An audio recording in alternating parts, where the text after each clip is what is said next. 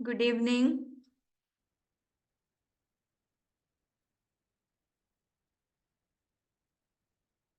എന്റെ sound clear ആണോ ഒന്ന് പറയോ ആരെങ്കിലും? ഓക്കെ, ക്ലിയർ ആണ് മാം. ഓക്കെ. സ്ക്രീനിൽ കാണാൻ പറ്റുന്നില്ലേ? പറ്റുന്നുണ്ട്.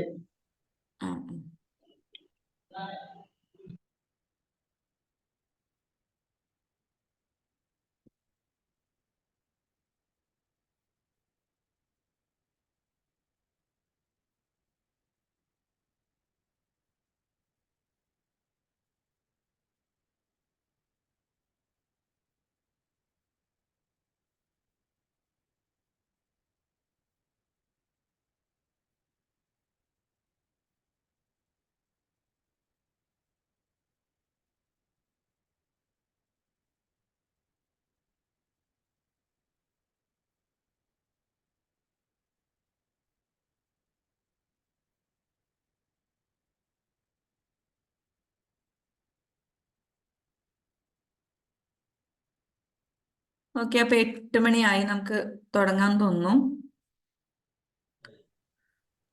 ഓക്കെ, തുടങ്ങാം. ഇപ്പൊ കഴിഞ്ഞ ക്ലാസ്സിൽ നമ്മള് 6ാമത്തെ മൊഡ്യൂളിലേക്ക് പോയിട്ടുണ്ടായിരുന്നു. അതിനുള്ള കാരണമൊക്കെ ഞാൻ പറഞ്ഞിട്ടുണ്ടായിരുന്നു. വീണ്ടും നമ്മൾ കണ്ടിന്യൂഷനിലേക്ക് തിരിച്ചു വരികയാണ്. ഇനി നമുക്ക് TMA ഒഴിവാക്കി കഴിഞ്ഞാൽ അടുത്തത് എടുക്കാനുള്ളത് 14ാമത്തെ ചാപ്റ്റർ ആണ്. മധ്യകാല ഇന്ത്യയിലെ സാംസ്കാരിക വികസനം അല്ലെങ്കിൽ cultural development in medieval India എന്നുള്ളതാണ് ഈ ചാപ്റ്ററിന്റെ പേര്. അപ്പൊ ഈ ഒരു ചാപ്റ്ററിൽ നമ്മൾ പഠിക്കുന്നത് എന്താന്ന് വെച്ചാല് ഇന്ത്യക്ക് മറ്റ് രാജ്യത്തുള്ള ആളുകളുമായിട്ടൊക്കെ ബന്ധമുണ്ടായിരുന്നു എന്ന് നമുക്കറിയാം. അപ്പൊ അതിന്റെ ഭാഗമായിട്ട് നമ്മുടെ കൾച്ചറും ഒരു മിശ്രിത കൾച്ചറായിട്ട് മാറി എന്നുള്ളതാണ്.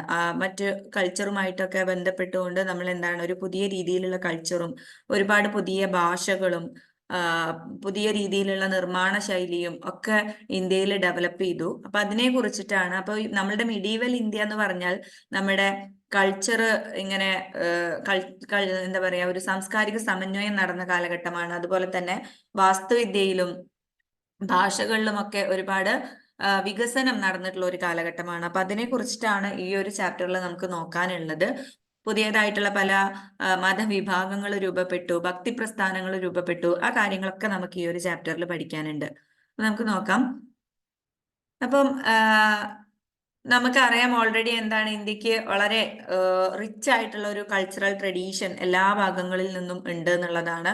അപ്പൊ ഞാൻ ഓൾറെഡി പറഞ്ഞ പോലെ ഈ ഒരു കാലഘട്ടത്തിൽ നമ്മുടെ മധ്യകാല ഇന്ത്യയിൽ അല്ലെങ്കിൽ ആ കാലഘട്ടത്തിലാണ് ഈ പലതരത്തിലുള്ള കൾച്ചറുകളൊക്കെ മിക്സ് ആയിട്ടുള്ള ഒരു പുതിയ തരം മതപരമായിട്ടുള്ള സാംസ്കാരികമായിട്ടൊക്കെയുള്ള മാറ്റങ്ങളൊക്കെ ഇന്ത്യയിൽ വന്നത് എന്നുള്ളതാണ്. അപ്പൊ അതിന്റെ ഭാഗമായിട്ട് പഠിക്കാനുള്ള ഏറ്റവും പ്രധാനപ്പെട്ട ഒരു കാര്യമാണ് സൂഫിസം എന്ന് പറയുന്നത്. സൂഫിസം എന്ന് പറയുന്ന ഒരു പുതിയ തരം മതമാണ് എന്ന് നമുക്ക് പറയാൻ പറ്റും. അപ്പം മറ്റു രാജ്യങ്ങളുമായിട്ടുള്ള ബന്ധം പുലർത്തിയിരുന്നത് കൊണ്ട് തന്നെ പുതിയ മതങ്ങൾ ഇന്ത്യയിൽ രൂപപ്പെട്ടു, പുതിയ സംസ്കാരങ്ങൾ ഇന്ത്യയിൽ രൂപപ്പെട്ടു. അതിലൊന്നാണ് സൂഫിസം എന്ന് പറയുന്നത്. സൂഫിസം എന്ന് പറഞ്ഞാൽ ശരിക്കും മുസ്ലിം വിഭാഗത്തിൽ നിന്നുള്ള ഒരു കൂട്ടം ആളുകള് ചേർന്ന് രൂപീകരിച്ചിട്ടുള്ള ഒരു മതവിഭാഗമാണ് സൂഫിസം എന്ന് പറയാൻ പറ്റും. ഒരു സന്യാസത്തിലേക്കൊക്കെ ആകൃഷ്ടരായിട്ടുണ്ടായിരുന്ന മുസ്ലിം വിഭാഗത്തെ നമുക്ക് പിൽക്കാലത്ത് അവർ സൂഫികൾ എന്നറിയപ്പെട്ടു. അവരുടെ ഒരു ആരാധനാ രീതിയും അവരുടെ ജീവിതവും എല്ലാം ചേർന്ന് നമുക്കതിനെ സൂഫിസം എന്ന് വിളിക്കാൻ പറ്റും. So it's a term used to refer to mystical religious ideas in Islam. അതായത് ഇസ്ലാം വിഭാഗത്തിൽ ഉണ്ടായിരുന്ന ഒരു നിഗൂഢമായിട്ടുള്ള മതപരമായിട്ടുള്ള കുറെ ആശയങ്ങളൊക്കെ രൂപപ്പെട്ടു. അങ്ങനെ അവര് പുതിയതായിട്ടുള്ള ഒരു മതവിഭാഗമായിട്ട് മാറി. അതാണ് സൂഫിസം എന്ന് പറയുന്നത്. സൂഫിസത്തിന്റെ അടിസ്ഥാനം എന്ന് പറയുന്നത് God, man and the relation between them, that is love. എന്ന് വെച്ചാൽ ദൈവവും മനുഷ്യനും തമ്മിലുള്ള ആ ഒരു ബന്ധത്തെ ആണ് അവര് സ്നേഹം എന്ന് വിളിച്ചിരുന്നത്. ഇതായിരുന്നു ഇസ്ലാം മതത്തിന്റെ ഏറ്റവും അടിസ്ഥാനമായിട്ടുള്ള തത്വം എന്ന് പറയുന്നത്. പ്രേമം, ഭക്തി, ധ്യാനം എന്നിവയൊക്കെ അടിസ്ഥാനപ്പെടുത്തിയിട്ടാണ് ഈ ഒരു സൂഫിസം എന്ന് പറയുന്ന പുതിയ മതം ആരംഭിക്കപ്പെടുന്നത്. പക്ഷെ പിന്നീട് ഈ ഒരു എന്താ പറയാ ഭക്തി, ധ്യാനം ഇതിൽ നിന്നൊക്കെ വ്യതിചലിച്ചുകൊണ്ട് പിന്നീട് നമ്മൾ ഇപ്പോഴത്തെ കാലത്തൊക്കെ സൂഫിസം എന്നോർക്കുമ്പോൾ നമുക്ക് എന്താണ് വളരെ ഒരു ഭയങ്കര ഡീപ്പായിട്ടുള്ള ഇന്നസെന്റ് ആയിട്ടുള്ള ഒരു പ്രേമം എന്നുള്ള രീതിയിലേക്കൊക്കെ മാറിക്കഴിഞ്ഞു എന്നുള്ളതാണ്. അപ്പം ഒരു ലവ് എന്നുള്ള ആ ഒരു കോൺസെപ്റ്റിലേക്ക് മാത്രം പിൽക്കാലത്ത് സൂഫിസം എന്താ ചുരുക്കപ്പെട്ടിട്ടുണ്ട് എന്നുള്ളത് പറയാൻ പറ്റും. പക്ഷെ അവരുടെ അടിസ്ഥാനമായിട്ടുള്ള ആശയങ്ങൾ എന്ന് പറയുന്നത് ലവ്, ഡിവോഷൻ, മെഡിറ്റേഷൻ അല്ലെങ്കിൽ പ്രേമം, ഭക്തി, ധ്യാനം എന്നിവയെ അടിസ്ഥാനമാക്കിയിട്ട് ഒരു വിഭാഗം മുസ്ലിങ്ങൾ ആരംഭിച്ച ഒരു മതം ആണ് സൂഫിസം എന്ന് പറയുന്നത്. ഓക്കെ, ഇനി സൂഫിമാരുടെ എന്താ പറയാ അവരുടെ പഠനങ്ങളൊക്കെ അല്ലെങ്കിൽ മതപഠനശാലകൾ, സൂഫിമാരുടെ മതപഠനശാലകൾ അറിയപ്പെട്ടിരുന്നത് ഖാൻഖ എന്നായിരുന്നു കേട്ടോ. The khanqah was the centre of activities of the various Sufis orders. അപ്പൊ സൂഫികൾ അവരുടെ ആശയങ്ങൾ ചർച്ച ചെയ്തിരുന്നതും അവരുടെ ആശയങ്ങൾ പ്രചരിപ്പിച്ചിരുന്നതും പറഞ്ഞു കൊടുത്തിരുന്നതും ഒക്കെ ചെയ്തിരുന്ന ആ ഒരു സ്ഥലങ്ങളെ വിളിച്ചിരുന്നത് ഖാൻഖാസ് എന്നായിരുന്നു എന്നുള്ളത് നമ്മൾ ഓർക്കുക. സൂഫി എന്നുള്ള വേർഡിന്റെ അർത്ഥം കമ്പിളി ധരിക്കുന്നവൻ എന്നാണ്. സൂഫിമാര് നമുക്കറിയാം വെള്ള വസ്ത്രം ധരിച്ചു കാണുന്ന ആളുകളാണ് സൂഫിമാർ എന്ന് പറയുന്നത്. അപ്പൊ സൂഫി എന്നുള്ള വേർഡിന്റെ അർത്ഥം വെള്ള കമ്പിളി വസ്ത്രം ധരിക്കുന്നവർ എന്നുള്ളതാണ്. സൂഫിസത്തിലെ അധ്യാപകന്മാരെ, സൂഫിസം പഠിപ്പിക്കുന്ന അധ്യാപകന്മാരെ വിളിച്ചിരുന്നത് ഷെയ്ഖ് എന്നോ മുർഷിദ് എന്നോ ആയിരുന്നു. അതുപോലെ തന്നെ ശിഷ്യന്മാരെ വിളിച്ചിരുന്നത് മുരീദ് എന്നായിരുന്നു കേട്ടോ. ഇത്രയും പോയിന്റ്സ് നിങ്ങൾ ഓർത്തിരിക്കുക. സൂഫിസത്തിന്റെ ഗുരുക്കന്മാരെ വിളിച്ചിരുന്നത് ഷെയ്ഖ് ഓർ മുർഷിദ് എന്നായിരുന്നു. ശിഷ്യന്മാരെ വിളിച്ചിരുന്നത് മുരിദ് എന്നായിരുന്നു. ഇനി നമുക്ക് നോക്കാനുള്ളത് സൂഫിസത്തിന്റെ വ്യത്യസ്ത ശൃംഖലകളാണ്. 4 ശൃംഖലകളായിട്ടാണ് സൂഫിസം വ്യാപിച്ചു കിടക്കുന്നത്. ഈ ശൃംഖലകളെ സിൽസിലാസ് എന്നാണ് വിളിക്കുക. സിൽസില. അപ്പൊ പ്രധാനമായിട്ടും 4 സിൽസിലകളാണ് നമുക്ക് സൂഫിസത്തിൽ പഠിക്കാനുള്ളത്.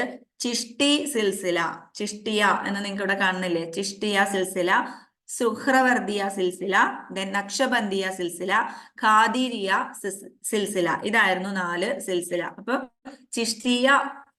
ചിഷ്തിദിയ എന്ന് പറയുന്നത് ചിഷ്ടി സിൽസില, അതിനെ ചുരുക്കിയിട്ടാണ് ചിഷ്തിദിയ, സുഹ്രവർദിയ, നക്ഷബന്ദിയ, ഖാദിരിയ എന്ന് പറയുന്നത്. അപ്പൊ ഇതിന്റെയൊക്കെ ഏറ്റവും പ്രധാനപ്പെട്ട പോയിന്റ്സ് മാത്രം നമുക്കിങ്ങനെ നോക്കി പോവാനുണ്ട്. ആദ്യത്തെ ശൃംഖല അല്ലെങ്കിൽ ആദ്യത്തെ സിൽസില എന്ന് പറയുന്നത് ചിഷ്ടി സിൽസിലയാണ്.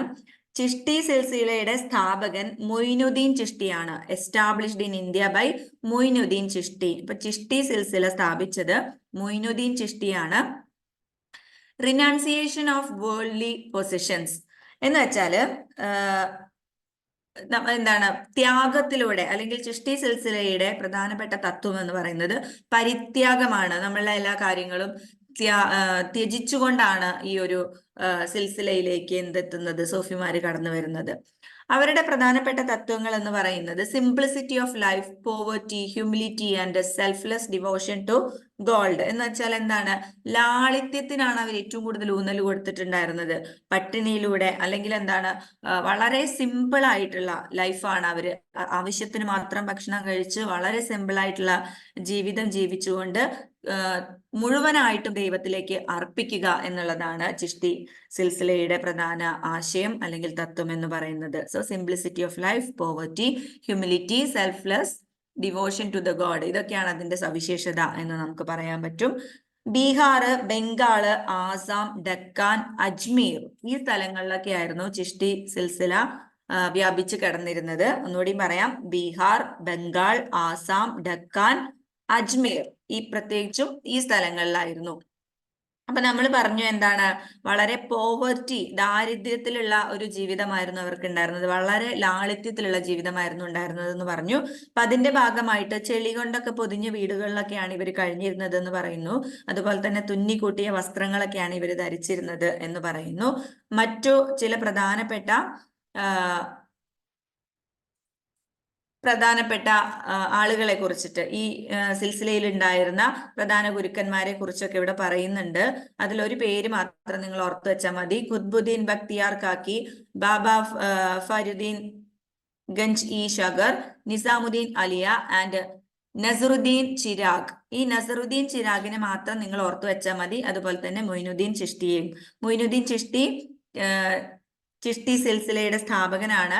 ചിഷ്ടി സിൽസിലയിലെ അവസാനത്തെ സൂഫിയാണ് നസറുദ്ദീൻ ചിരാഗ് എന്ന് പറയുന്നത്. ഓക്കെ, അവസാനത്തെ ചിഷ്ടി സന്യാസിയാണ് നസറുദ്ദീൻ ചിരാഗ്. അപ്പൊ ആ രണ്ട് പേരും മാത്രം നിങ്ങൾ ഓർത്തു വെച്ചാൽ മതി. അടുത്ത സിൽസില എന്ന് പറയുന്നത് സുഹ്രവർദിയ സിൽസിലയാണ്. സുഹ്രവർദിയ സിൽസില സ്ഥാപിക്കുന്നത് ഷിഹാബുദ്ദീൻ സുഹ്രവർദിയാണ്. ബാഗ്ദാദിലാണ് അദ്ദേഹം ഈ സിൽസില സ്ഥാപിക്കുന്നത്. ഓക്കെ, ഷിഹാബുദ്ദീൻ സുഹ്രവർദിയാണ്. ഇവരുടെ ഒരു പ്രത്യേകത എന്താന്ന് വെച്ച് കഴിഞ്ഞാൽ ഇവര് വളരെ സാധാരണവും അതുപോലെ തന്നെ സന്തുലിതമായ ഒരു ജീവിതമാണ് നയിച്ചിട്ടുണ്ടായിരുന്നത്. നമ്മൾ ആദ്യത്തേൽ പറഞ്ഞ പോലെ, ചിഷ്ടി സിൽസിലയിൽ പറഞ്ഞ പോലെ ഭയങ്കരമായിട്ടുള്ള ഒരു നിയന്ത്രണമോ ഉപവാസവുമോ ഒന്നും ഇവരുടെ രീതി ആയിരുന്നില്ല. സാധാരണക്കാരെ പോലെ ജീവിച്ചിരുന്ന ആളുകളായിരുന്നു സുഹ്രവർദിയിൽ ഉണ്ടായിരുന്നത്. പഞ്ചാബിലും സിന്ധിലൊക്കെ ആയിരുന്നു ഇവര് വ്യാപിച്ചു കിടന്നിരുന്നത്. അതുപോലെ തന്നെ ഇവര് ജീവിക്കാൻ വേണ്ടിയിട്ട് സുൽത്താൻമാരിൽ നിന്ന് എന്താണ് ധനസഹായമൊക്കെ സ്വീകരിച്ചിട്ടുണ്ടായിരുന്നു എന്നുള്ളതാണ്. ഹാൽ ഓർ മിസ്റ്റിക്കൽ എൻലൈറ്റ്മെന്റ് എന്നുള്ളതുകൊണ്ട് ഉദ്ദേശിക്കുന്നത് എന്താന്ന് വെച്ചാൽ അവര് ഇങ്ങനെ എന്താ പറയാ, സാധാരണ ജീവിതം നയിച്ചുകൊണ്ടുള്ള ഒരു ജ്ഞാനോദയം അല്ലെങ്കിൽ ഒരു പ്രബോധനം ഒക്കെയാണ് അവർക്ക് ലഭിച്ചിട്ടുണ്ടായിരുന്നത്, അല്ലെങ്കിൽ അതിലാണ് അവർ വിശ്വസിച്ചിരുന്നത് എന്നുള്ളതാണ് സുഹ്രവർദി സിൽസില കൊണ്ട് ഉദ്ദേശിക്കുന്നത്. അടുത്തത് നക്ഷബന്ദി സിൽസിലയാണ്. നക്ഷബന്ദി സിൽസില സ്ഥാപിച്ചത് ഖാജ ബഹാവുദ്ദീൻ നക്ഷബന്ദിയാണ് കേട്ടോ. നക്ഷബന്ദി സിൽസില സ്ഥാപകൻ ഖാജ ബഹാവുദ്ദീൻ നക്ഷബന്ദിയാണ്. അപ്പൊ ഇവര് ശരീഅത്ത് നിയമത്തിൽ വളരെയധികം വിശ്വസിച്ചിരുന്ന ആളുകളാണ്. ശരീഅത്ത് നിയമപ്രകാരം ജീവിച്ചിരുന്ന ആളുകളായിരുന്നു നക്ഷബന്ദി സിൽസില എന്ന് പറയുന്നത്. ശരീഅത്ത് നിയമമൊക്കെ നമ്മൾ കേട്ടൊക്കെ പരിചയമുള്ളതാണ്. സൗദി അറേബ്യയിലൊക്കെ എപ്പോഴും നിലനിൽക്കുന്ന നിയമമാണ് ശരീഅത്ത് നിയമം എന്ന് പറയുന്നത്. അപ്പൊ അത്തരം നിയമങ്ങളിൽ എന്താ പറയാ, വിശ്വാസം അർപ്പിച്ചുകൊണ്ട് ബേസ് ചെയ്തുകൊണ്ട് ജീവിച്ചിരുന്ന വിഭാഗം ആളുകളായിരുന്നു നക്ഷബന്ദി സിൽസില എന്ന് പറയുന്നത്. അതുപോലെ തന്നെ പുതിയതായിട്ടുള്ള കണ്ടുപിടുത്തങ്ങളൊക്കെ നിരാകരിച്ചിരുന്ന ആളുകളായിരുന്നു നക്ഷബന്ദി സിൽസില. Denounced all innovations or bidat. Denounced എന്ന് പറഞ്ഞാൽ നിരാകരിക്കുക. അപ്പൊ ഇന്നോവേഷൻ എന്ന് പറഞ്ഞാൽ കണ്ടുപിടുത്തങ്ങൾ. അപ്പൊ പുതിയതായിട്ട് വരുന്ന മാറ്റങ്ങളെ, പുതിയതായിട്ട് വരുന്ന കണ്ടുപിടുത്തങ്ങൾ, പുതിയതായിട്ട് വരുന്ന മാറ്റങ്ങളെയൊന്നും ഉൾക്കൊള്ളാൻ തയ്യാറല്ലാത്ത ആളുകളായിരുന്നു നക്ഷബന്ദി സിൽസില. അവര് വിശ്വസിക്കുന്നത് ശരീഅത്തിലാണ്. അപ്പൊ അതിലൊരു മാറ്റം വരുത്താനും അവര് തയ്യാറായിട്ടുണ്ടായിരുന്നില്ല. അതുകൊണ്ട് തന്നെ അക്ബറിന്റെ കാലത്ത് അക്ബർ ഈ അമുസ്ലിങ്ങൾക്കൊക്കെ, അതായത് അക്ബർ വളരെ സഹിഷ്ണുതയുള്ള ഒരു സുൽത്താനായിരുന്നു. അപ്പൊ അതുകൊണ്ട് തന്നെ അമുസ്ലിങ്ങൾക്കൊക്കെ അദ്ദേഹം പ്രാധാന്യം കൊടുത്തിട്ടുണ്ടായിരുന്നു. അങ്ങനെ അക്ബറിന്റെ കാലത്ത് ഈ അമുസ്ലിങ്ങൾക്ക് നൽകിയ പ്രാധാന്യത്തെയും പദവിയൊക്കെ കുറ്റപ്പെടുത്തിയിട്ടുള്ള ആളുകളായിരുന്നു നക്ഷബന്ദി സിൽസിലയിലെ ആളുകൾ എന്ന് പറയുന്നു.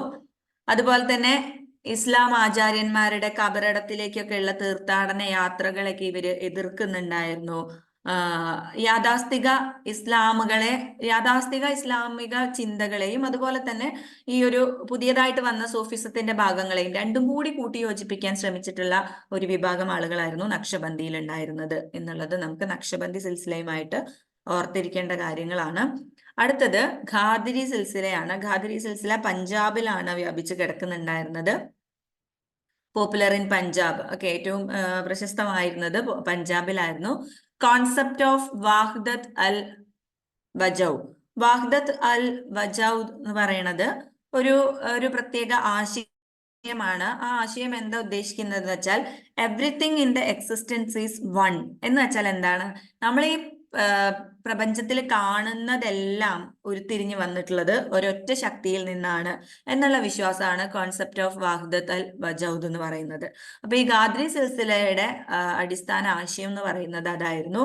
നമ്മൾ പ്രപഞ്ചത്തിൽ കാണുന്ന എല്ലാം എന്താണ്? ഒരൊറ്റ ശക്തിയിൽ നിന്ന് വന്നിട്ടുള്ളതാണ് എന്നുള്ളതായിരുന്നു. നമ്മളുടെ മുഗൾ പ്രിൻസസ് ആയിട്ടുള്ള ജഹനാര ഈ ഒരു ഖാദ്രി സിൽസിലയിലെ പ്രധാന ശിക്ഷയായിരുന്നു എന്നുള്ളതാണ്. ജഹനാരയും അതേപോലെ തന്നെ അവളുടെ ബ്രദർ ആയിട്ടുള്ള ദാരയും എന്താണ്? ഖാദ്രി സിൽസിലയിലെ പ്രധാന ശിഷ്യന്മാരായിരുന്നു. ഇത്രയും കാര്യമാണ് നമുക്ക് സൂഫിസത്തെ കുറിച്ച് പഠിക്കാനുള്ളത്. ഡൗട്ടൊന്നുമില്ലല്ലോ?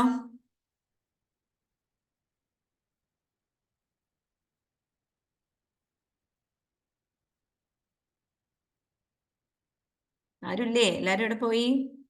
ക്ലിയർ അല്ലേ? സൂഫിസം എന്താണെന്നുള്ളതും സൂഫിസത്തിന്റെ 4 സിൽസിലാസും. ഓക്കെ, ക്ലിയർ ആണ്. നമ്മൾ അടുത്ത ടോപ്പിക്കിലേക്ക് കയറാണ്. അപ്പൊ സൂഫി മൂവ്മെന്റ് പോലെ അല്ലെങ്കിൽ സൂഫി പ്രസ്ഥാനം പോലെ ഇന്ത്യയില് ഉണ്ടായിട്ടുള്ള മറ്റൊരു മൂവ്മെന്റ് ആയിരുന്നു ഭക്തി മൂവ്മെന്റ് അല്ലെങ്കിൽ ഭക്തി പ്രസ്ഥാനം എന്ന് പറയുന്നത്. അപ്പം സൂഫിസം എന്ന് പറയുന്നത് ഇസ്ലാമിൽ നിന്ന് ഉരുത്തിരിഞ്ഞു വന്ന ഒരു സംഭവമായിരുന്നെങ്കിൽ ഭക്തി മൂവ്മെന്റ് എന്ന് പറയുന്നത് ഹിന്ദുയിസത്തിൽ നിന്ന് നമുക്കറിയാം ആദ്യകാലത്ത് ഈ ബ്രാഹ്മണന്മാർക്ക് വളരെയധികം പ്രാധാന്യം നൽകിക്കൊണ്ട് അവരുടെ ഒരു ഡോമിനൻസിൽ ആധിപത്യത്തിലുള്ള ഒരു മതവിഭാഗമായിരുന്നു ഹിന്ദു എന്ന് പറയുന്നത്. അപ്പൊ ഈ ബ്രാഹ്മണിസത്തെ എതിർത്തുകൊണ്ട് സാധാരണക്കാർ തുടങ്ങി വെച്ച ഒരു മൂവ്മെന്റ് ആണ് ഭക്തി മൂവ്മെന്റ് അല്ലെങ്കിൽ ഭക്തി പ്രസ്ഥാനം എന്ന് പറയുന്നത്. ഭക്തി പ്രസ്ഥാനത്തിന്റെ പ്രധാനപ്പെട്ട സവിശേഷതകൾ എന്തൊക്കെയാണെന്ന് വെച്ചാൽ break away from orthodox Brahmanism എന്ന് വെച്ചാൽ എന്താണ്? യാഥാസ്ഥിക ബ്രാഹ്മണിസത്തെ തകർത്തുകൊണ്ട് മുന്നോട്ട് വന്നിട്ടുള്ള ഒരു പ്രസ്ഥാനം എന്ന് പറയുന്നത്. അത് തന്നെ ഈ ഭക്തി പ്രസ്ഥാനം ഇന്ത്യയിൽ ഒരുപാട് മാറ്റങ്ങൾക്ക് വഴിവെച്ച ഒരു പ്രസ്ഥാനം കൂടിയായിരുന്നു ഭക്തി പ്രസ്ഥാനം. ക്ലിയർ ആണോ? Net connection is unstable. ഞാൻ പറയുന്നത് കേൾക്കുന്നുണ്ടോ? ചില സമയത്ത് വിട്ടുപോകുന്നു, ഇടക്ക് ബ്രേക്ക് ആവുന്നുണ്ട്. ഇപ്പൊ ശരിയായില്ലേ?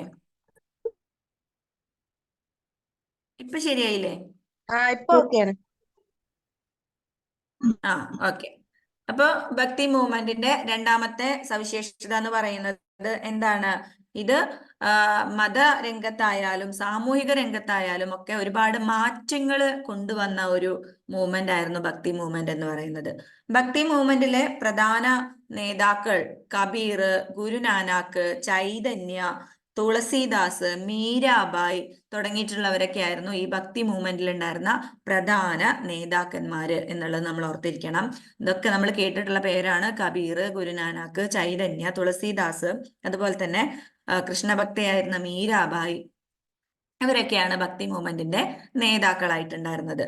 നിർഗുണ ഭക്താസ് ലൈക്ക് കബീർ റിജക്റ്റഡ് ദ വർണ്ണ ആശ്രമ. നിർഗുണ ഭക്താസ് എന്ന് വെച്ചാല് നിർഗുണ ഭക്തന്മാർ. ഇപ്പൊ ഈ ഭക്തി മൂവ്മെന്റിലുള്ള ആളുകളെ നമുക്ക് രണ്ടായിട്ട് തരംതിരിക്കാൻ പറ്റും, നിർഗുണ ഭക്തന്മാരും സഗുണ ഭക്തന്മാരും. നിർഗുണ ഭക്ത എന്ന് പറഞ്ഞാൽ ദൈവത്തിന് പ്രത്യേകിച്ച് ഒരു രൂപമോ ഒന്നുമില്ല, നമുക്ക് കാണാൻ പറ്റാത്ത എന്തോ ആണ് എന്നുള്ള വിശ്വസിക്കുന്ന ആളുകളാണ് നിർഗുണ ഭക്തേഴ്സ്. സഗുണ ഭക്ത എന്ന് പറഞ്ഞാൽ ദൈവത്തിന് ഒരു കൃത്യമായ സങ്കല്പവും ക്യാരക്ടറും ഒക്കെ കൊടുത്തുകൊണ്ടുള്ള ആളുകളാണ് സഗുണ ഭക്ത എന്ന് പറയുന്നത്. അപ്പൊ ഈ നിർഗുണ ഭക്തന്മാര് വർണ്ണാശ്രമത്തെ എന്ത് ചെയ്തിട്ടുണ്ടായിരുന്നു? റിജക്ട് ചെയ്തിട്ടുണ്ടായിരുന്നു. വർണ്ണാശ്രമം എന്ന് പറഞ്ഞാൽ നമ്മൾ വേദകാലഘട്ടത്തിലൊക്കെ പഠിച്ചിട്ടുണ്ടായിരുന്നു അല്ലെ? ബ്രാഹ്മണൻ, ക്ഷത്രിയൻ, വൈശ്യർ, ശൂദ്രർ എന്ന് പറയുന്ന അതാണ് വർണ്ണാശ്രമം എന്ന് പറയുന്നത്. അപ്പൊ ഈ ചാതുർവർണ്ണയത്തെ പാടെ നിരാകരിച്ച ഒരു വിഭാഗം ആളുകളായിരുന്നു നിർഗുണ ഭക്തന്മാർ. Saguna bhaktas like Tulsidas upheld the caste system and the supremacy. അതേപോലെ തന്നെ തുളസീദാസിനെ പോലെയുള്ള സഗുണ ഭക്തന്മാർ എന്താണ്? കാസ്റ്റ് സിസ്റ്റത്തെയും ഇതേപോലെ നിരാകരിച്ചിരുന്നു എന്നുള്ളതാണ്. Okay. Then they preached a religion of surrender and simple faith.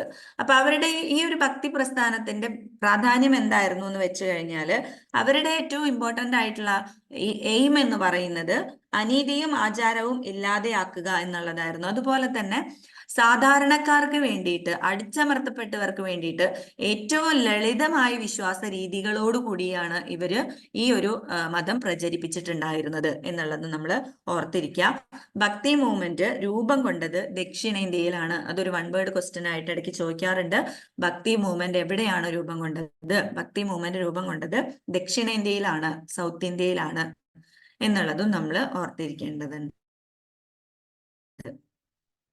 Okay, ഇനി ഭക്തി മൂവ്മെന്റിനെ തന്നെ നമ്മൾ ഇങ്ങനെ കഷ്ണാക്കി കഴിഞ്ഞാൽ നമുക്ക് ഇങ്ങനെ ഓരോരോ ഭാഗങ്ങളായിട്ട് അതിനെ ഓരോരോ പാർട്ടായിട്ട് പറയാൻ പറ്റും. ഫസ്റ്റ് ആണ് മോണോതെയിസ്റ്റ് ഭക്തി എന്ന് പറയുന്നത്. മോണോതെയിസ്റ്റിക് ഭക്തി എന്ന് പറഞ്ഞാൽ എന്താ? മോണോതെയിസം എന്ന് പറഞ്ഞാൽ ആർക്കെങ്കിലും പറയാൻ പറ്റുമോ? മോണോതെയിസം എന്ന് പറഞ്ഞാൽ എന്താണെന്ന്? ഏക ഏക ദൈവത്തിൽ വിശ്വസിക്കുന്നതാണ് മോണോതെയിസം, അല്ലെ? അപ്പൊ മോണോതെയിസ്റ്റ് ഭക്തി എന്ന് വെച്ചാൽ എന്താണ്? ഏതെങ്കിലും ഒരു ദൈവത്തിൽ വിശ്വസിക്കുന്ന. ഇപ്പൊ നമുക്കറിയാം ഹിന്ദു മതം എന്ന് പറഞ്ഞാൽ മോണോതെയിസ്റ്റിക് അല്ല.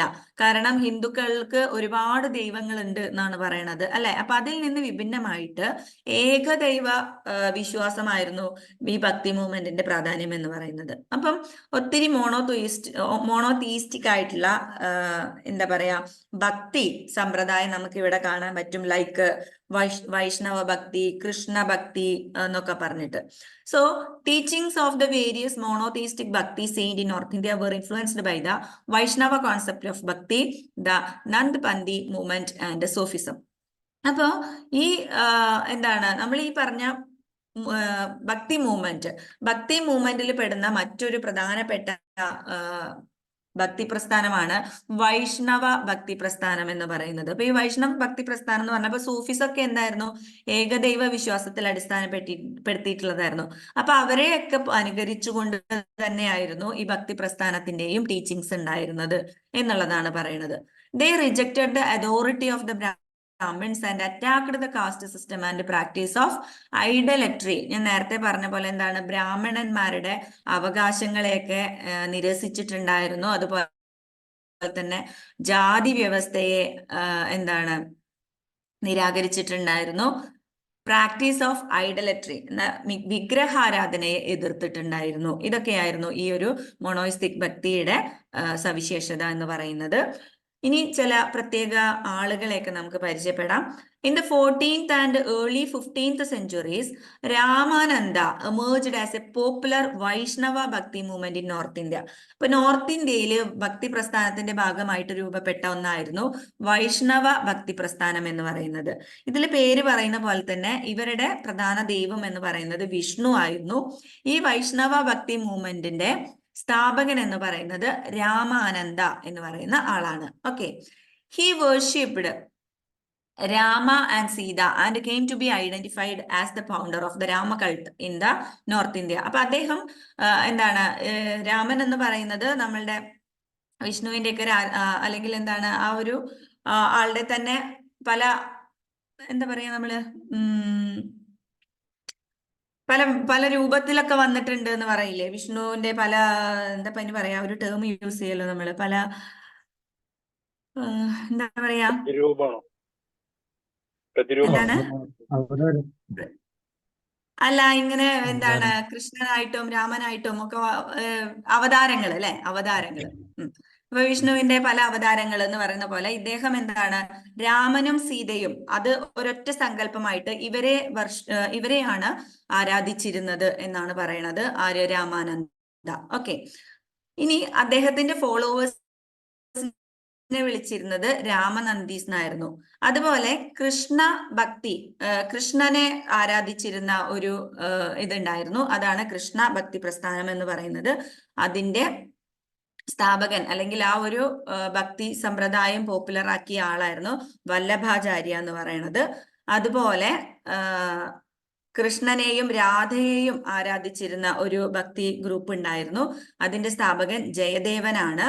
ഇനി മഹാരാഷ്ട്രയിലെ ഭക്തി മൂവ്മെന്റിന്റെ ആ ഒരു സ്ഥാപകൻ എന്ന് പറയുന്നത്, അല്ലെങ്കിൽ മഹാരാഷ്ട്രയിലെ bhakti movement drew its inspiration from the Bhagavata Purana and Shiva നത്പന്തീസ്. എന്ന് വെച്ചാൽ മഹാരാഷ്ട്രയിലെ ഈ ഒരു ഭക്തി പ്രസ്ഥാനം ഇമ്പോർട്ടൻസ് കൊടുത്തിരുന്നത്, അല്ലെങ്കിൽ അവര് ആ ഒരു ഇൻഫ്ലുവൻസ് ആയിട്ടുണ്ടായിരുന്നത് ഭാഗവതത്തിന്റെ കഥകളിൽ നിന്നും അതുപോലെ തന്നെ ശിവപുരാണത്തിൽ നിന്നൊക്കെ ആയിരുന്നു എന്നുള്ളതാണ്.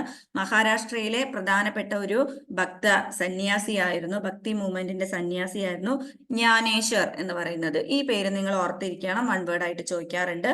മഹാരാഷ്ട്രയിലെ ഭക്ത സന്യാസിമാരിൽ പ്രധാനിയായിരുന്നു ജ്ഞാനേശ്വർ എന്ന് പറയുന്നത്.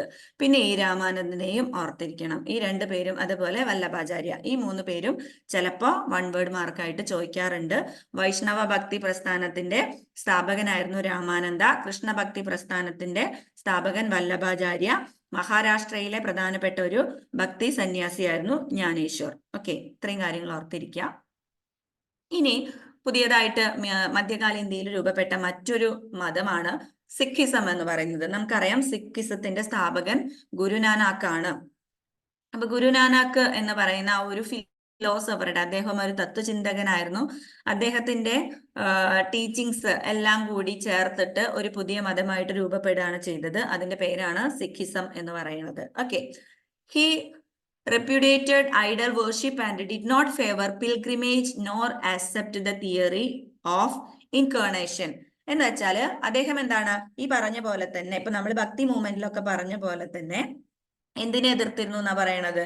വിഗ്രഹാരാധനയെ കഠിനമായിട്ട് എതിർത്തിരുന്ന ഒരാളായിരുന്നു ആര്? ഗുരുനാനാക്ക് എന്ന് പറയുന്നത്. അതുപോലെ തന്നെ ഈ തീർത്ഥാടന കേന്ദ്രങ്ങള് വിസിറ്റ് ചെയ്യുക, തീർത്ഥാടന കേന്ദ്രങ്ങളിലേക്ക് യാത്ര പോവുക, ഇങ്ങനെയുള്ള കാര്യങ്ങളെയൊക്കെ അദ്ദേഹം എന്താണ് ഫേവർ ചെയ്തിരുന്നില്ല, അല്ലെങ്കിൽ അദ്ദേഹം പ്രോത്സാഹിപ്പിച്ചിരുന്നില്ല, അതിനൊക്കെ എതിരായിരുന്നു. And as not accept the theory of incarnation എന്ന് വെച്ചാൽ ഈ അവതാര പിറവി പോലെയുള്ള അത്തരം തിയറികളിലൊന്നും, അല്ലെങ്കിൽ ഇപ്പൊ നമ്മുടെ മരണശേഷം എന്നുള്ള രീതിയിലുള്ള തിയറി ഒന്നും ഇദ്ദേഹം വിശ്വസിക്കുന്നുണ്ടായിരുന്നില്ല എന്നുള്ളതാണ്. ഓക്കെ, അപ്പൊ സിഖിസത്തിന്റെ പിന്നെ എന്താണ് അദ്ദേഹം പറഞ്ഞത്? അപ്പം സിഖിസത്തിന്റെ മുദ്രാവാക്യം എന്ന് പറയുന്നത് ആഗോള സഹിഷ്ണുത എന്നുള്ളതാണ്. ആഗോള സഹിഷ്ണുത, ഗ്ലോബൽ ടോളറൻസ്. ഓക്കെ, സഹിഷ്ണുത എന്ന് പറഞ്ഞാൽ എന്താ?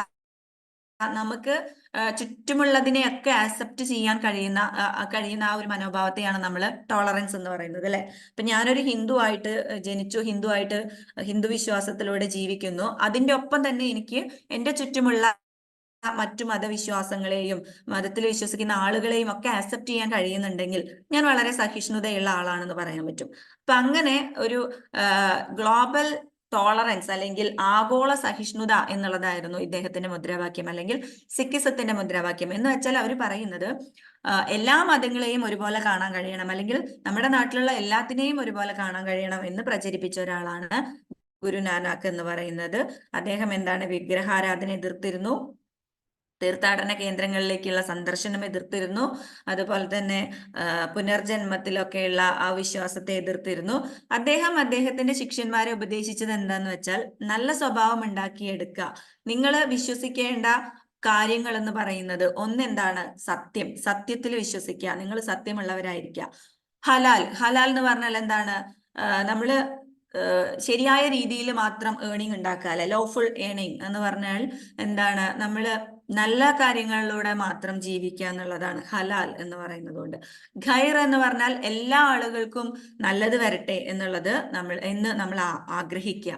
പിന്നെന്താണ്? നിയ്യത്ത് എന്ന് പറഞ്ഞാൽ എന്താണ്? നല്ല ചിന്താഗതി, അല്ലെങ്കിൽ നല്ല വിഷൻ ഉണ്ടാവുക, റൈറ്റ് ഇന്റൻഷൻ ഉണ്ടാവുക, നല്ല ഒരു പ്രവൃത്തി ചെയ്യുമ്പോൾ അല്ലെങ്കിൽ നമുക്ക് നല്ല ചിന്തകൾ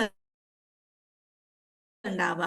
അതുപോലെ തന്നെ സർവീസ് ടു ദ ലോർഡ്, ദൈവത്തിലേക്ക് നമ്മളെ അർപ്പിക്കുക, അല്ലെങ്കിൽ ദൈവത്തിന് വേണ്ടിയുള്ള കാര്യങ്ങൾ നമ്മൾ ചെയ്യുക. ഇതൊക്കെയായിരുന്നു അദ്ദേഹത്തിന്റെ ശിഷ്യന്മാരെ പഠിപ്പിച്ചിട്ടുണ്ടായിരുന്നത്. He argued that the caste and honor should be judged by the acts and the deeds of individual.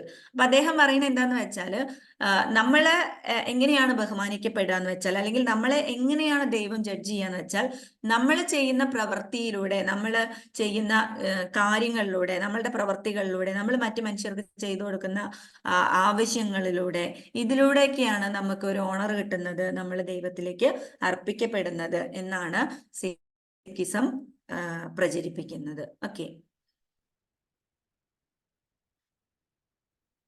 His versus mainly consist of two concept എന്ന് വെച്ചാൽ അദ്ദേഹത്തിന്റെ വചനങ്ങള് രണ്ട് കാര്യങ്ങളുമായിട്ട് ബന്ധപ്പെട്ട് കിടക്കുന്നു. ഒന്ന് എന്താണ്? സച്ച് ആൻഡ് നാം, ട്രൂത്ത്, നെയിം എന്ന് വെച്ചാൽ നമ്മൾ എന്ത് പറയുന്നു, നമ്മൾ സത്യത്തിൽ അധിഷ്ഠിതമായിട്ടുള്ള കാര്യങ്ങൾ മാത്രമാണ് അദ്ദേഹത്തിന്റെ വേഴ്സസിൽ ഉണ്ടായിരുന്നത് എന്നുള്ളതാണ്. അതുപോലെ തന്നെ the basis of the divine expression for him were formed by the Shabda Guru and ഹുക്കും. ഈ നേരത്തെ പറഞ്ഞ അതേ കാര്യങ്ങളൊക്കെ തന്നെയാണ് അദ്ദേഹം ദൈവത്തിലേക്ക് നമ്മളെ സമർപ്പിക്കുക എന്നുള്ളത് കൊണ്ട് ഉദ്ദേശിക്കുന്നത്. എന്താണ്? നല്ല വാക്കുകൾ സംസാരിക്കുക, അതുപോലെ തന്നെ എന്താണ്? നല്ല ഗുരുവിന്റെ കീഴിൽ അഭ്യസിക്കുക, അതുപോലെ തന്നെ എന്താണ്? ദൈവത്തിന്റെ വചനങ്ങൾ നമ്മൾ അനുസരിക്കുക. ഇതൊക്കെയാണ് നമ്മൾ ദൈവത്തിലേക്ക് എത്താൻ വേണ്ടി ചെയ്യേണ്ട മാർഗങ്ങൾ എന്ന് പറയുന്നു. അപ്പോൾ എല്ലാ ആളുകളെയും തുല്യമായിട്ട് കാണുന്നു എന്ന് നമ്മൾ പറഞ്ഞല്ലോ അല്ലെ. എന്താണ് അദ്ദേഹത്തിന്റെ ആശയം അല്ലെങ്കിൽ മുദ്രാവാക്യം എന്ന് പറയുന്നത്? ആഗോള സഹിഷ്ണുതയാണെന്ന്. അപ്പൊ ഇദ്ദേഹം അത് വെറുതെ വാക്കുകളിലൂടെ പറയുക മാത്രമല്ല ചെയ്തത്, അദ്ദേഹം അത് പ്രാക്ടിക്കലായിട്ട് ജനങ്ങൾക്ക് കാണിച്ചു കൊടുക്കാൻ വേണ്ടിയിട്ട് ഒരു കോൺസെപ്റ്റ് ഇൻട്രൊഡ്യൂസ് ചെയ്തിട്ടുണ്ടായിരുന്നു. ആ കോൺസെപ്റ്റിന്റെ പേരാണ് ലങ്കർ എന്ന് പറയുന്നത്. ലങ്കർ എന്ന് വെച്ച് കഴിഞ്ഞാൽ കമ്മ്യൂണിറ്റി കിച്ചൺ എന്നുള്ളതാണ്.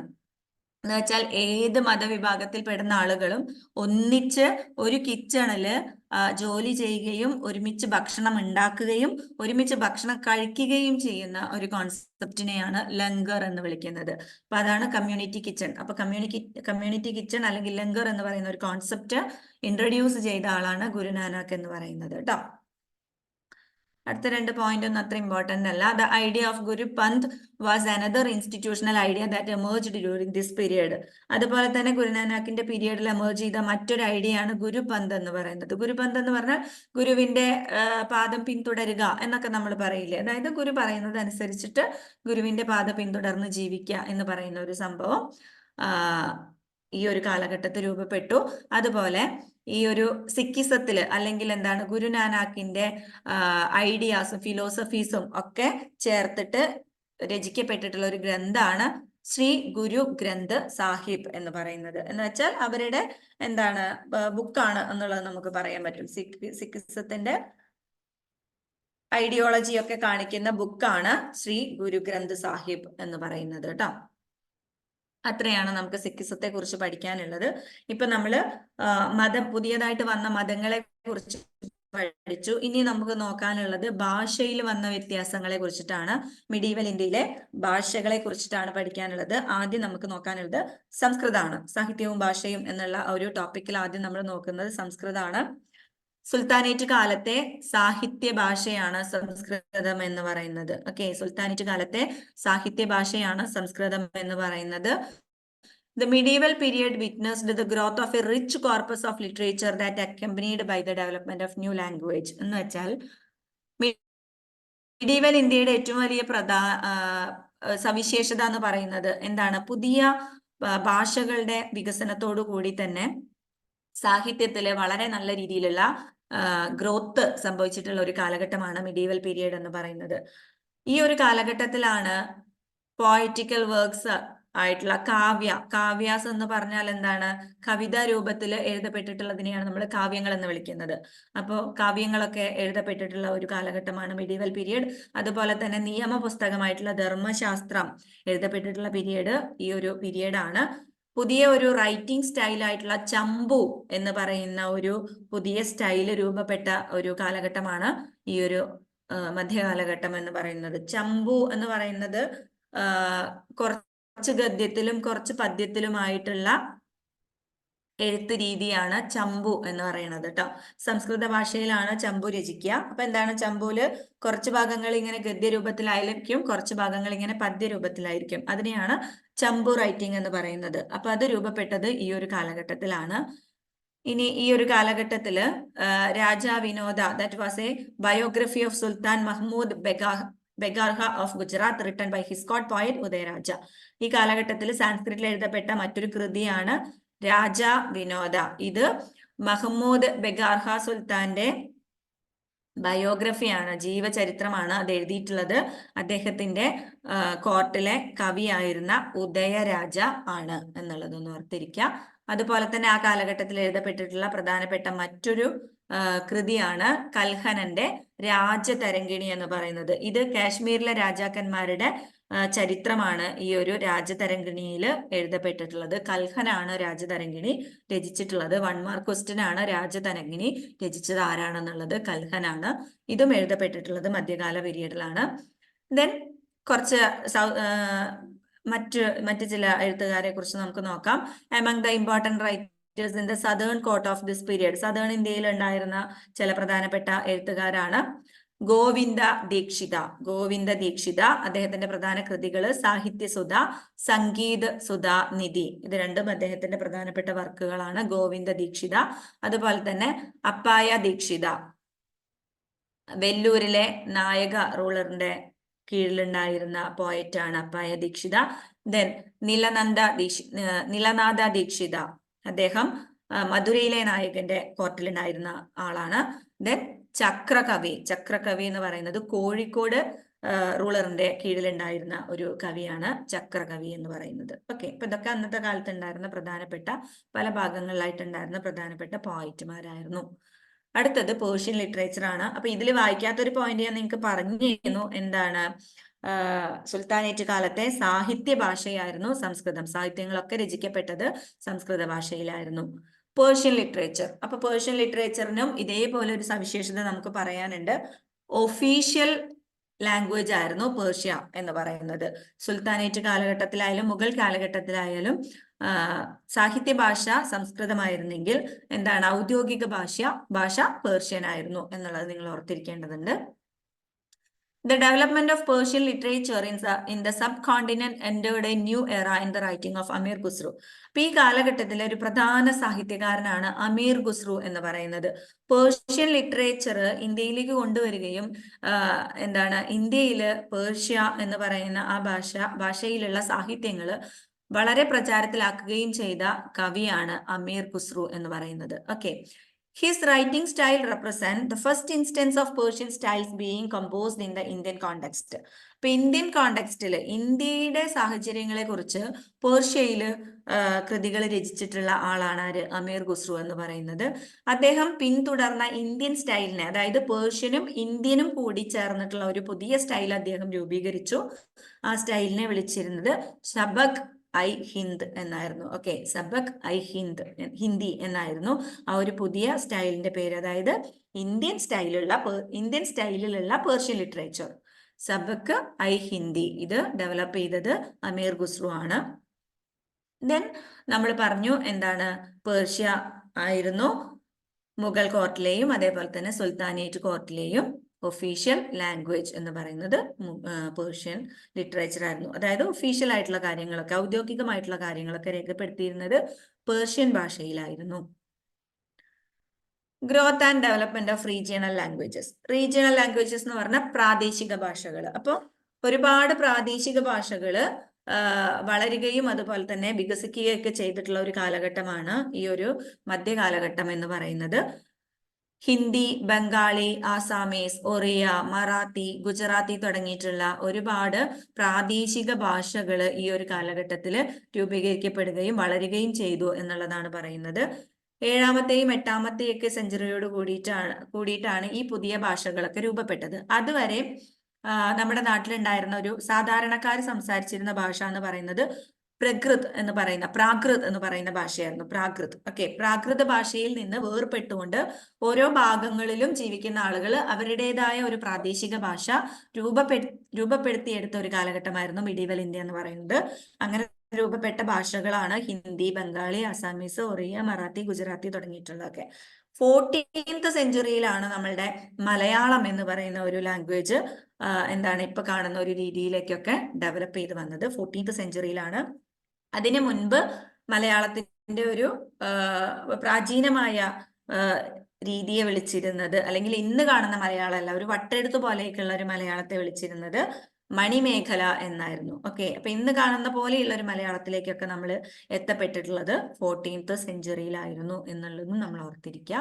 ദെൻ സൗത്ത് ഇന്ത്യയിലെ ലിറ്ററേച്ചറിനെ കുറിച്ച് 1-2 പോയിന്റ്സ് മാത്രം നോക്കാം. In the south, Villiputturar was an important literary figure of the period. അപ്പോൾ സൗത്ത് ഇന്ത്യയിൽ ആ ഒരു കാലഘട്ടത്തിൽ ഉണ്ടായിരുന്ന ഒരു പ്രധാനപ്പെട്ട എഴുത്തുകാരനായിരുന്നു വില്ലിപുട്ടൂരാർ എന്ന് പറയുന്നത്. The tradition of using Sanskrit words and literary expression is ascribed to him എന്ന് വെച്ചാൽ നമ്മൾ എന്താണ് സംസ്കൃത ഭാഷയിലും ഒക്കെ അദ്ദേഹം എഴുതിയിട്ടുണ്ടായിരുന്നു എന്നുള്ളതാണ്. അപ്പൊ ഇത്രയും ഓർത്ത് വെച്ചാൽ മതി. സൗത്ത് ഇന്ത്യയിൽ ഉണ്ടായിരുന്ന ഒരു പ്രധാനപ്പെട്ട എഴുത്തുകാരനായിരുന്നു വില്ലി പുട്ടൂരാർ. അതുപോലെ തന്നെ തെലുഗുവിലുള്ള ഒരു പ്രധാനപ്പെട്ട കവിയായിരുന്നു ഇറ പ്രഗാഥ. ഓക്കെ, ഇറ പ്രഗാഥ. അതൊന്നും ചോദിക്കാറില്ല, ജസ്റ്റ് ഓർത്ത് വെച്ചാൽ മതി.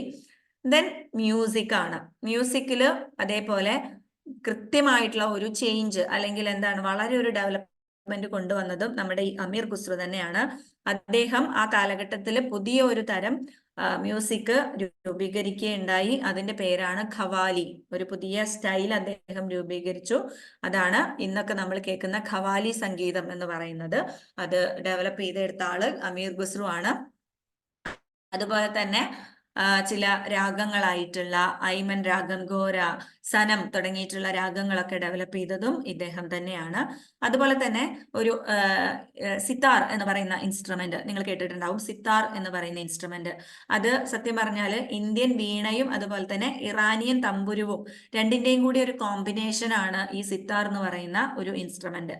ആ മ്യൂസിക്കൽ ഇൻസ്ട്രുമെന്റ് പുതിയതായിട്ടുള്ള ഒരു സിത്താർ എന്ന് പറയുന്ന ഒരു പുതിയ മ്യൂസിക്കൽ ഇൻസ്ട്രുമെന്റ് ഉണ്ടാക്കിയെടുത്തതും ആര് തന്നെയാണ്? നമ്മുടെ ഈ അമീർ ഖുസ്രു തന്നെയാണ്. അമീർ ഖുസ്രുവിനെ കുറിച്ച് ഒരു ഷോർട്ട് നോട്ട് തയ്യാറാക്കുക എന്നുള്ള ക്വസ്റ്റ്യൻ ഒക്കെ വരാറുണ്ട് 4 മാർക്കിന്. അപ്പൊ അതിൽ നിങ്ങൾ എഴുതേണ്ടത് ഒന്ന് അദ്ദേഹത്തിന്റെ ലാംഗ്വേജിലുള്ള കാര്യങ്ങൾ എഴുതണം. പിന്നെ നിങ്ങൾക്ക് മ്യൂസിക്കിലുള്ള അദ്ദേഹത്തിന്റെ കോൺട്രിബ്യൂഷൻസും എഴുതാം. ഖവാലി എഴുതാം. അതേപോലെ തന്നെ എന്താണ് ഈ ഒരു സിത്താർ എന്ന് പറയുന്ന പുതിയ മ്യൂസിക്കൽ ഇൻസ്ട്രുമെന്റ് വികസിപ്പിച്ചെടുത്തു എന്നുള്ളത് പറയാം. പുതിയ രാഗങ്ങളായിട്ടുള്ള ഐമൻ, ഗോര, സനം തുടങ്ങിയിട്ടുള്ള രാഗങ്ങളൊക്കെ വികസിപ്പിച്ചെടുത്തു എന്നുള്ളതൊക്കെ നമുക്ക് അതിൽ എഴുതാവുന്ന പോയിന്റ്സ് ആണ്. അതുപോലെ തന്നെ ഹിന്ദുസ്ഥാനി ക്ലാസിക്കൽ മ്യൂസിക്കില് വളരെ എക്സ്പൊണന്റ് ആയിട്ടുള്ള ഒരാളായിരുന്നു ടാൻസൺ എന്ന് പറയുന്നത്. അദ്ദേഹമാണ് മിയാൻ കി മൽഹാർ അല്ലെങ്കിൽ മിയാൻ കി തോടി, ദർബാരി തുടങ്ങിയിട്ടുള്ള രാഗങ്ങളൊക്കെ ചിട്ടപ്പെടുത്തിയെടുത്തത് ടാൻസൺ ആണ്. അപ്പൊ ഹിന്ദുസ്ഥാനി ക്ലാസിക്കൽ മ്യൂസീഷ്യൻ ആയിരുന്നു ടാൻസൺ. അന്നത്തെ കാലത്ത് ഉണ്ടായിരുന്ന ഒരു മ്യൂസീഷ്യൻ ആയിരുന്നു ടാൻസൺ. അദ്ദേഹമാണ് മിയാൻ കി മൽഹാർ, മൽഹാർ രാഗമൊക്കെ കേട്ടിട്ടുണ്ടാവും. ദർബാരി രാഗം, മൽഹാർ രാഗമൊക്കെ കേട്ടിട്ടുണ്ടാവും. അപ്പൊ ഈ രാഗങ്ങളൊക്കെ ഹിന്ദുസ്ഥാനി മ്യൂസിക്കിൽ ചിട്ടപ്പെടുത്തിയെടുത്തിട്ടുള്ള ആളാണ് ടാൻസൺ. ഓക്കെ, ഇത്രയും കാര്യങ്ങൾ മ്യൂസിക്കിൽ ഓർത്തിരിക്കുക. അടുത്തത് പെയിന്റിംഗ് ആണ്. അന്നത്തെ കാലത്തെ പെയിന്റിങ് നമുക്ക് ഡൽഹി സുൽത്താനേറ്റ് കാലഘട്ടത്തെക്കാളും കൂടുതൽ പെയിന്റിങ്ങിലൊക്കെ വളരെ ഒരു പെയിന്റിങ്ങിനൊക്കെ ഒരു പുതിയ മുഖച്ഛായ വന്നത് മുഗൾ കാലഘട്ടത്തിലാണെന്നാണ് പറയപ്പെടുന്നത്. Mughal paintings are defined by the styles and subjects popular at the imperial court.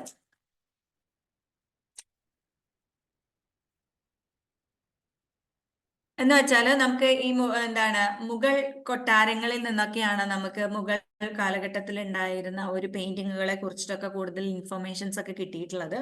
അപ്പൊ അതിൽ നിന്നൊക്കെ നമ്മൾ മനസ്സിലാക്കിയിട്ടുള്ള എന്താന്ന് വെച്ചാല് ഫിഗേഴ്സിനൊക്കെ ഇപ്പൊ ഉണ്ടാക്കുന്ന ഈ വരയ്ക്കുന്ന ചിത്രങ്ങൾക്കൊക്കെ ഫൈൻനെസ് ഓഫ് ലൈൻസ് ഓഫ് ഡ്രോയിങ്. ഇപ്പൊ ഡ്രോയിങ്ങിലൊക്കെ കൊടുക്കുന്ന ഈ ലൈൻസും വരകളൊക്കെ ഇല്ലേ, അതിന്റെ വരകളൊക്കെ വളരെ ഫൈനായിട്ട് വളരെ കൃത്യമായിട്ടുള്ള വരകളൊക്കെ ആയിരുന്നു. അതുപോലെ തന്നെ എന്താണ് ഈ ഫിഗറിൻ അതില് വരച്ചിട്ടുള്ള ഫിഗേഴ്സ് ഒക്കെ എന്താണ് വളരെ കൃത്യമായിട്ടുള്ള ഫിഗേഴ്സ് ഒക്കെ ആയിരുന്നു എന്നുള്ളതാണ് പറയുന്നത്. അതുപോലെ തന്നെ പലതരം പ്ലാന്റ്സിന്റെ ചിത്രങ്ങള്, ചെടികളുടെ ചിത്രങ്ങള്, മനുഷ്യന്റെ മുഖങ്ങള്, മനുഷ്യന്റെ മറ്റ് ബോഡി പാർട്സ്, അതുപോലെ പ്രകൃതി, ഇതിനെയൊക്കെ ബന്ധപ്പെടുത്തിയിട്ടായിരുന്നു അവര്, അല്ലെങ്കിൽ ഇതൊക്കെയായിരുന്നു അവരുടെ ചിത്രങ്ങളുടെ പ്രധാനമായിട്ടുമുള്ള അവർ വരച്ചിരുന്നത്.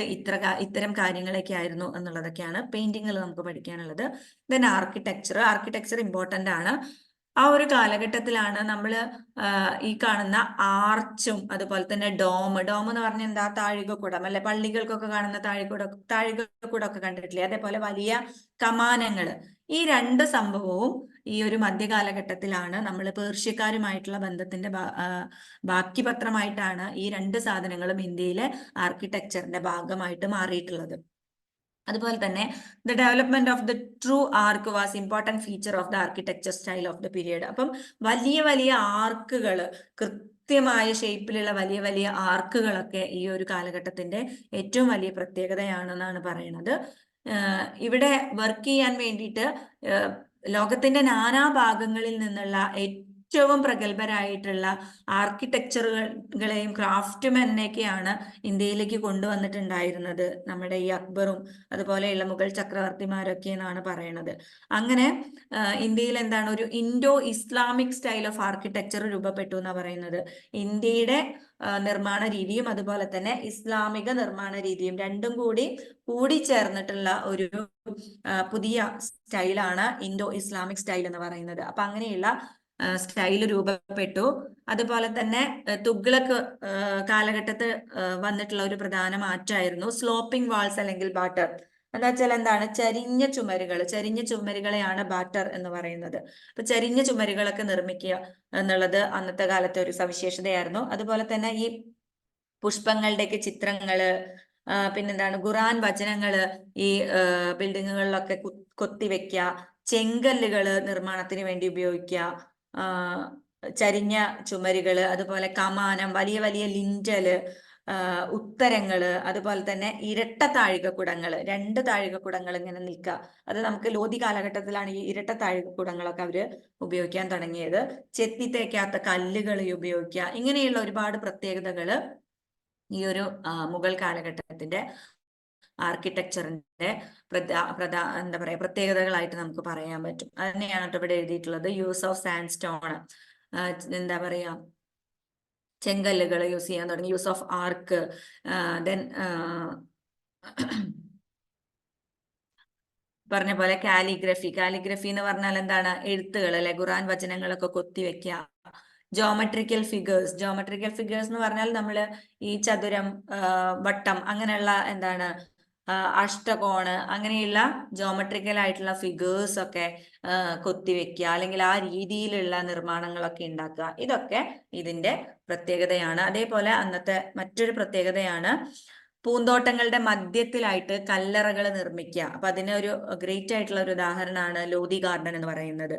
വലിയൊരു പൂന്തോട്ടം, അതിന്റെ നടുവിലായിട്ട് കല്ലറ ഉണ്ടാക്കുക. അപ്പൊ ഇങ്ങനെയുള്ള സവിശേഷതകളൊക്കെയാണ് അന്നത്തെ കാലത്തെ ആർക്കിടെക്ചറിന് ഉള്ളത്. ഇത്രയും കാര്യങ്ങളാണ് നമുക്ക് ഈ ഒരു ചാപ്റ്ററിൽ പഠിക്കാനുള്ളത്. അപ്പൊ ഇത് ഞാൻ നിങ്ങൾക്ക് ഒന്ന് ആർച്ചും ഡോമൊക്കെ ഒന്ന് മനസ്സിലാവാൻ വേണ്ടിയിട്ട് ജസ്റ്റ് താജ്മഹലിന്റെ ഒരു പിക്ചർ ഇവിടെ ചേർത്തു എന്നുള്ളതാണ്. ഇത് ഇന്തോ പേർഷ്യൻ മെത്തേഡിൽ ഉണ്ടാക്കിയിട്ടുള്ള ഒരു ബിൽഡിംഗ് ആണ്. ഈ കാണുന്നതിനെയാണ് നമ്മൾ എന്ത് വിളിക്കുക? ഡോം എന്ന് വിളിക്കുക അല്ലെ. ഇപ്പൊ ഇതൊന്നും ഇന്ത്യയുടെ നിർമ്മാണ രീതി ആയിരുന്നില്ല. ഇത് പേർഷ്യക്കാര് ഇങ്ങോട്ട് കൊണ്ടുവന്നിട്ടുള്ള ഒരു സ്റ്റൈലാണ്. അതേപോലെ നമുക്കറിയാം ഇവിടെയൊക്കെ എന്താണ് കാലിഗ്രഫി ഉണ്ട്. ഖുറാൻ വചനങ്ങൾ ഇവിടെയൊക്കെ നിറയെ കൊത്തി വെച്ചിട്ടുണ്ട്. അതേപോലെ ചിത്രപ്പണികളുണ്ട്, വലിയ വലിയ ബീംസ് ഉണ്ട് അല്ലെ. ഇനി ഇതാ ഇവിടെ കണ്ടോ, വലിയ വലിയ ആത്ത് വെച്ചാൽ നിങ്ങൾക്ക് എന്താണ് അന്നത്തെ നിർമ്മാണ രീതിയെ കുറിച്ച് നിങ്ങൾക്ക് ഒരു 4 മാർക്കിന് ഈസി ആയിട്ട് എഴുതി പോവാൻ പറ്റും. കമാനം, ലിൻറ്റല്, ഉത്തരങ്ങള്, ചെരിഞ്ഞ ചുമരുകള്, പിന്നെന്താണ് ചെത്തി തേക്കാത്ത കല്ലുകള്, മാർബിൾ ഉപയോഗിച്ചിരുന്നു, അതുപോലെ എന്താണ് ചെങ്കല്ലുകൾ ഉപയോഗിച്ചിരുന്നു, ചിത്രങ്ങള് കൊത്തിവെച്ചിട്ടുണ്ടായിരുന്നു, പിന്നെന്താണ് ഖുറാനിലെ വചനങ്ങൾ കൊത്തിവെച്ചിട്ടുണ്ടായിരുന്നു, കമാനങ്ങൾ ഉണ്ടായിരുന്നു, താഴികക്കുടങ്ങൾ ഉണ്ടായിരുന്നു. ഇത്രയും കാര്യങ്ങളൊക്കെ ഈ ഒരു ചിത്രം ഓർത്ത് വെച്ചാൽ തന്നെ നിങ്ങൾക്ക് ഈസി ആയിട്ട് എഴുതി പോരാൻ പറ്റും. അതിന് വേണ്ടിയിട്ടാണ് ഈ ഒരു ചിത്രം ആഡ് ചെയ്തത് കേട്ടോ. ഓക്കെ, ക്ലിയർ അല്ലേ? ഈ ഒരു ചാപ്റ്റർ ക്ലിയർ അല്ലേ? ഓക്കെ. അപ്പൊ ഇനി നമുക്ക് കുറച്ച് ദിവസങ്ങളേ ഉള്ളൂ എക്സാം തുടങ്ങാൻ എന്നുള്ളത് അറിയാൻ പറ്റിയിട്ടുണ്ട്. അതുകൊണ്ട് തന്നെ ഒരു ചാപ്റ്ററും കൂടി എടുക്കാന്ന് വിചാരിക്കുകയാണ്. കുറച്ച് ഈസി ആയിട്ടുള്ള ചാപ്റ്റർ ആണ്. അപ്പൊ ഇത് ഞാനിങ്ങനെ ഇംഗ്ലീഷ് PPT ആയിട്ട് റെഡി ആക്കിയിട്ടില്ല. പക്ഷെ അതിന്റെ മലയാളം നോട്ട്സ് ഷെയർ ചെയ്തിട്ട് ഞാൻ നിങ്ങൾക്ക് ക്ലാസ് തരാം കേട്ടോ. ഒരു 3/4 മണിക്കൂറും കൂടി ഇരിക്കാൻ റെഡി ആവണമെങ്കിൽ നമുക്കൊരു ക്ലാസ്സും കൂടി തീർക്കാം. ഓക്കെ അല്ലേ?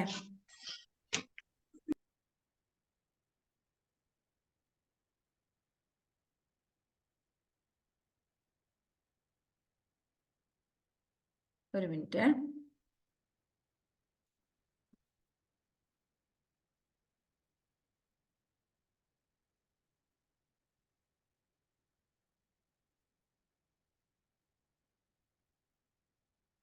ഇത് കാണാൻ പറ്റുന്നുണ്ടോ നിങ്ങക്ക്? കാണാൻ പറ്റുന്നു. കാണുന്നുണ്ട്. ഓക്കെ. അപ്പൊ നമ്മള് Yes, ma'am. 15ാമത്തെ ചാപ്റ്റർ നിങ്ങൾക്ക് TMA ആണ്. അപ്പൊ അടുത്തത് 16ാമത്തെ ചാപ്റ്റർ ആണ് കേട്ടോ. അപ്പൊ ഒരു ചാപ്റ്റർ കുറെ നമുക്ക് അറിയാവുന്ന കാര്യങ്ങളാണ്. നമ്മള് മധ്യകാലമൊക്കെ കഴിഞ്ഞിട്ട് ഇങ്ങോട്ട് വന്നു, നമ്മുടെ ആധുനിക കാലഘട്ടത്തിലേക്ക് വന്നു. അപ്പൊ ഇനിയുള്ള ചാപ്റ്ററുകൾ കുറെയൊക്കെ നമ്മൾ കേട്ടിട്ടുള്ള കാര്യങ്ങളൊക്കെ ആയതുകൊണ്ട് നമുക്ക് ഈസി ആയിട്ട് മുന്നോട്ട് പോകാൻ പറ്റും. ഇതുവരെ ഉണ്ടായിരുന്ന ചാപ്റ്ററുകൾ പോലെയല്ല. ഇപ്പൊ 16ാമത്തെ ചാപ്റ്ററിന്റെ പേര് establishment of British rule in India till 1857 എന്നാണ്, അല്ലെങ്കിൽ ഇന്ത്യയിലെ ബ്രിട്ടീഷ് ഭരണത്തിന്റെ തുടക്കം 1857 വരെ എന്നുള്ളതാണ്. അപ്പോൾ ചാപ്റ്ററിലേക്ക് പോകുന്നതിന് മുൻപ് ഞാൻ കുറച്ച് കാര്യങ്ങൾ ഇൻട്രൊഡക്ഷൻ ആയിട്ട് പറഞ്ഞുതരാം. നമുക്ക് അറിയുന്ന കാര്യങ്ങൾ തന്നെയാണ്, ഞാൻ വെറുതെ ഒന്ന് പറയുന്നതേ ഉള്ളൂ. നമുക്കറിയാം, ബ്രിട്ടീഷുകാര് ഇന്ത്യയിലേക്ക് എത്തുന്നത് കച്ചവടത്തിന് വേണ്ടിയിട്ടാണ്, അല്ലെ? നമ്മുടെ ഇന്ത്യ എന്ന് പറയുന്നത് വളരെ സമ്പത്തുള്ള ഒരു രാജ്യമായിരുന്നു. അപ്പൊ നമ്മുടെ നാട്ടിലെ സ്പൈസസ് ഒക്കെ കണ്ടിട്ടാണ് ബ്രിട്ടീഷുകാർ ഇന്ത്യയിലേക്ക് വരുന്നത്. അപ്പൊ അവർ ഇന്ത്യയിലേക്ക് വരാനുണ്ടായ ഒരു കാരണം എന്ന് പറയുന്നത് ബ്രിട്ടീഷ് ഇംഗ്ലണ്ടിലാണ് വ്യവസായ വിപ്ലവം ആദ്യമായിട്ട് തുടങ്ങുന്നത്. വ്യവസായ വിപ്ലവം എന്ന് പറഞ്ഞാൽ ഒരുപാട് മെഷീനുകളൊക്കെ കണ്ടുപിടിച്ചിട്ട് മെഷീൻ ഉപയോഗിച്ചുകൊണ്ടുള്ള പ്രൊഡക്ഷൻ നടത്താൻ തുടങ്ങി. അതിനെയാണ് വ്യവസായവൽക്കരണം എന്ന് പറയുന്നത്. എന്ന് വെച്ചാൽ നമുക്കറിയാം, നമ്മൾ കൈകൊണ്ട് ഉണ്ടാക്കുന്നതിനേക്കാളും എത്രയോ അധികം സാധനങ്ങൾ കുറഞ്ഞ സമയം കൊണ്ട് മെഷീൻ കൊണ്ട് ഉണ്ടാക്കാൻ പറ്റും. അങ്ങനെ അവർ ഒരുപാട് മെഷീനറീസ് കണ്ടുപിടിച്ചതിന്റെ ഭാഗമായിട്ട് അവിടെയൊക്കെ ഒരുപാട് പ്രൊഡക്ഷൻ യൂണിറ്റുകൾ ഉണ്ടായി.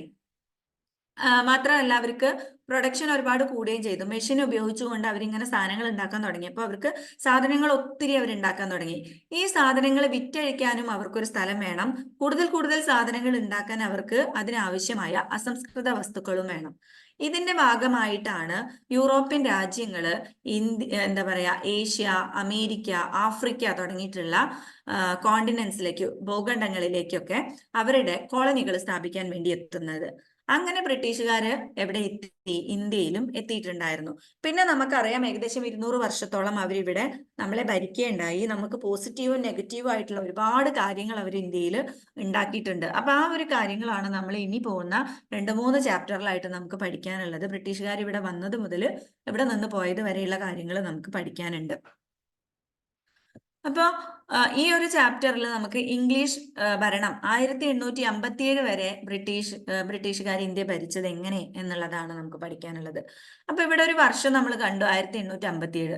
ഈ വർഷത്തിന് വളരെയധികം ഇമ്പോർട്ടൻസ് ഉണ്ട്. എന്താന്ന് വെച്ചാൽ 1857 നമ്മളൊക്കെ കേട്ടിട്ടുള്ള ശിപ്പായി ലഹള എന്ന് പറയുന്ന സംഭവം നടക്കുന്നത്. ശിപ്പായി ലഹള അല്ലെങ്കിൽ 1ാം സ്വാതന്ത്ര്യ സമരം എന്നാണ് അതിനെ വിളിക്കുന്നത്. ഓക്കെ, 1ാം സ്വാതന്ത്ര്യ സമരം 1857. പിന്നെയും കുറെ വർഷങ്ങൾക്ക് ശേഷം 1947 നമുക്ക് സ്വാതന്ത്ര്യം കിട്ടുന്നത്.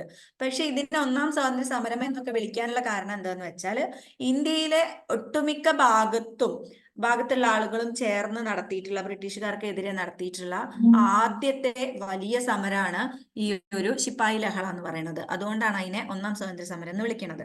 അപ്പൊ അതുകൊണ്ടാണ് ഈ ഒരു ഇയർ ഇവിടെ വന്നിട്ടുള്ളത്. അതൊന്ന് പറഞ്ഞു തന്നിട്ട് നമുക്ക് അങ്ങോട്ട് ക്ലാസ്സിലേക്ക് കയറാം എന്ന് വിചാരിച്ചിട്ടാണ്. നമുക്ക് നോക്കാം. അപ്പോ ബ്രിട്ടീഷുകാര് ഇന്ത്യയിലേക്ക് വന്നു. ആദ്യം വന്നത് ബ്രിട്ടീഷ് ഈസ്റ്റ് ഇന്ത്യ കമ്പനി എന്ന് പറയുന്ന കമ്പനിയാണല്ലോ ഇന്ത്യയിലേക്ക് വരുന്നത്. ബ്രിട്ടീഷ് ഈസ്റ്റ് ഇന്ത്യ കമ്പനി എന്ന് പറയുന്നത് ബ്രിട്ടീഷ് ഗവൺമെന്റിന്റെ കീഴിൽ എസ്റ്റാബ്ലിഷ് ചെയ്ത ഒരു കമ്പനിയായിരുന്നു.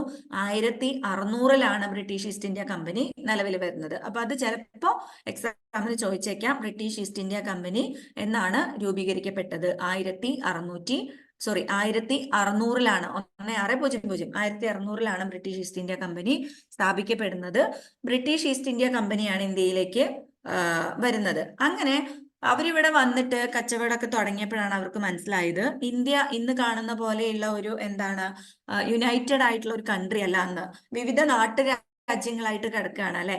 അപ്പൊ അവർക്ക് മനസ്സിലായി ഈ നാട്ടുരാജ്യങ്ങൾ തന്നെ അവര് തമ്മിൽ ഒരു ഒരുമയില്ല, ഇവരെപ്പോഴും അങ്ങോട്ടും ഇങ്ങോട്ടും അടി കൂടിക്കൊണ്ടാണ് എന്നുള്ള അവർ മനസ്സിലാക്കുകയും അവരെന്ത് തീരുമാനിച്ചു?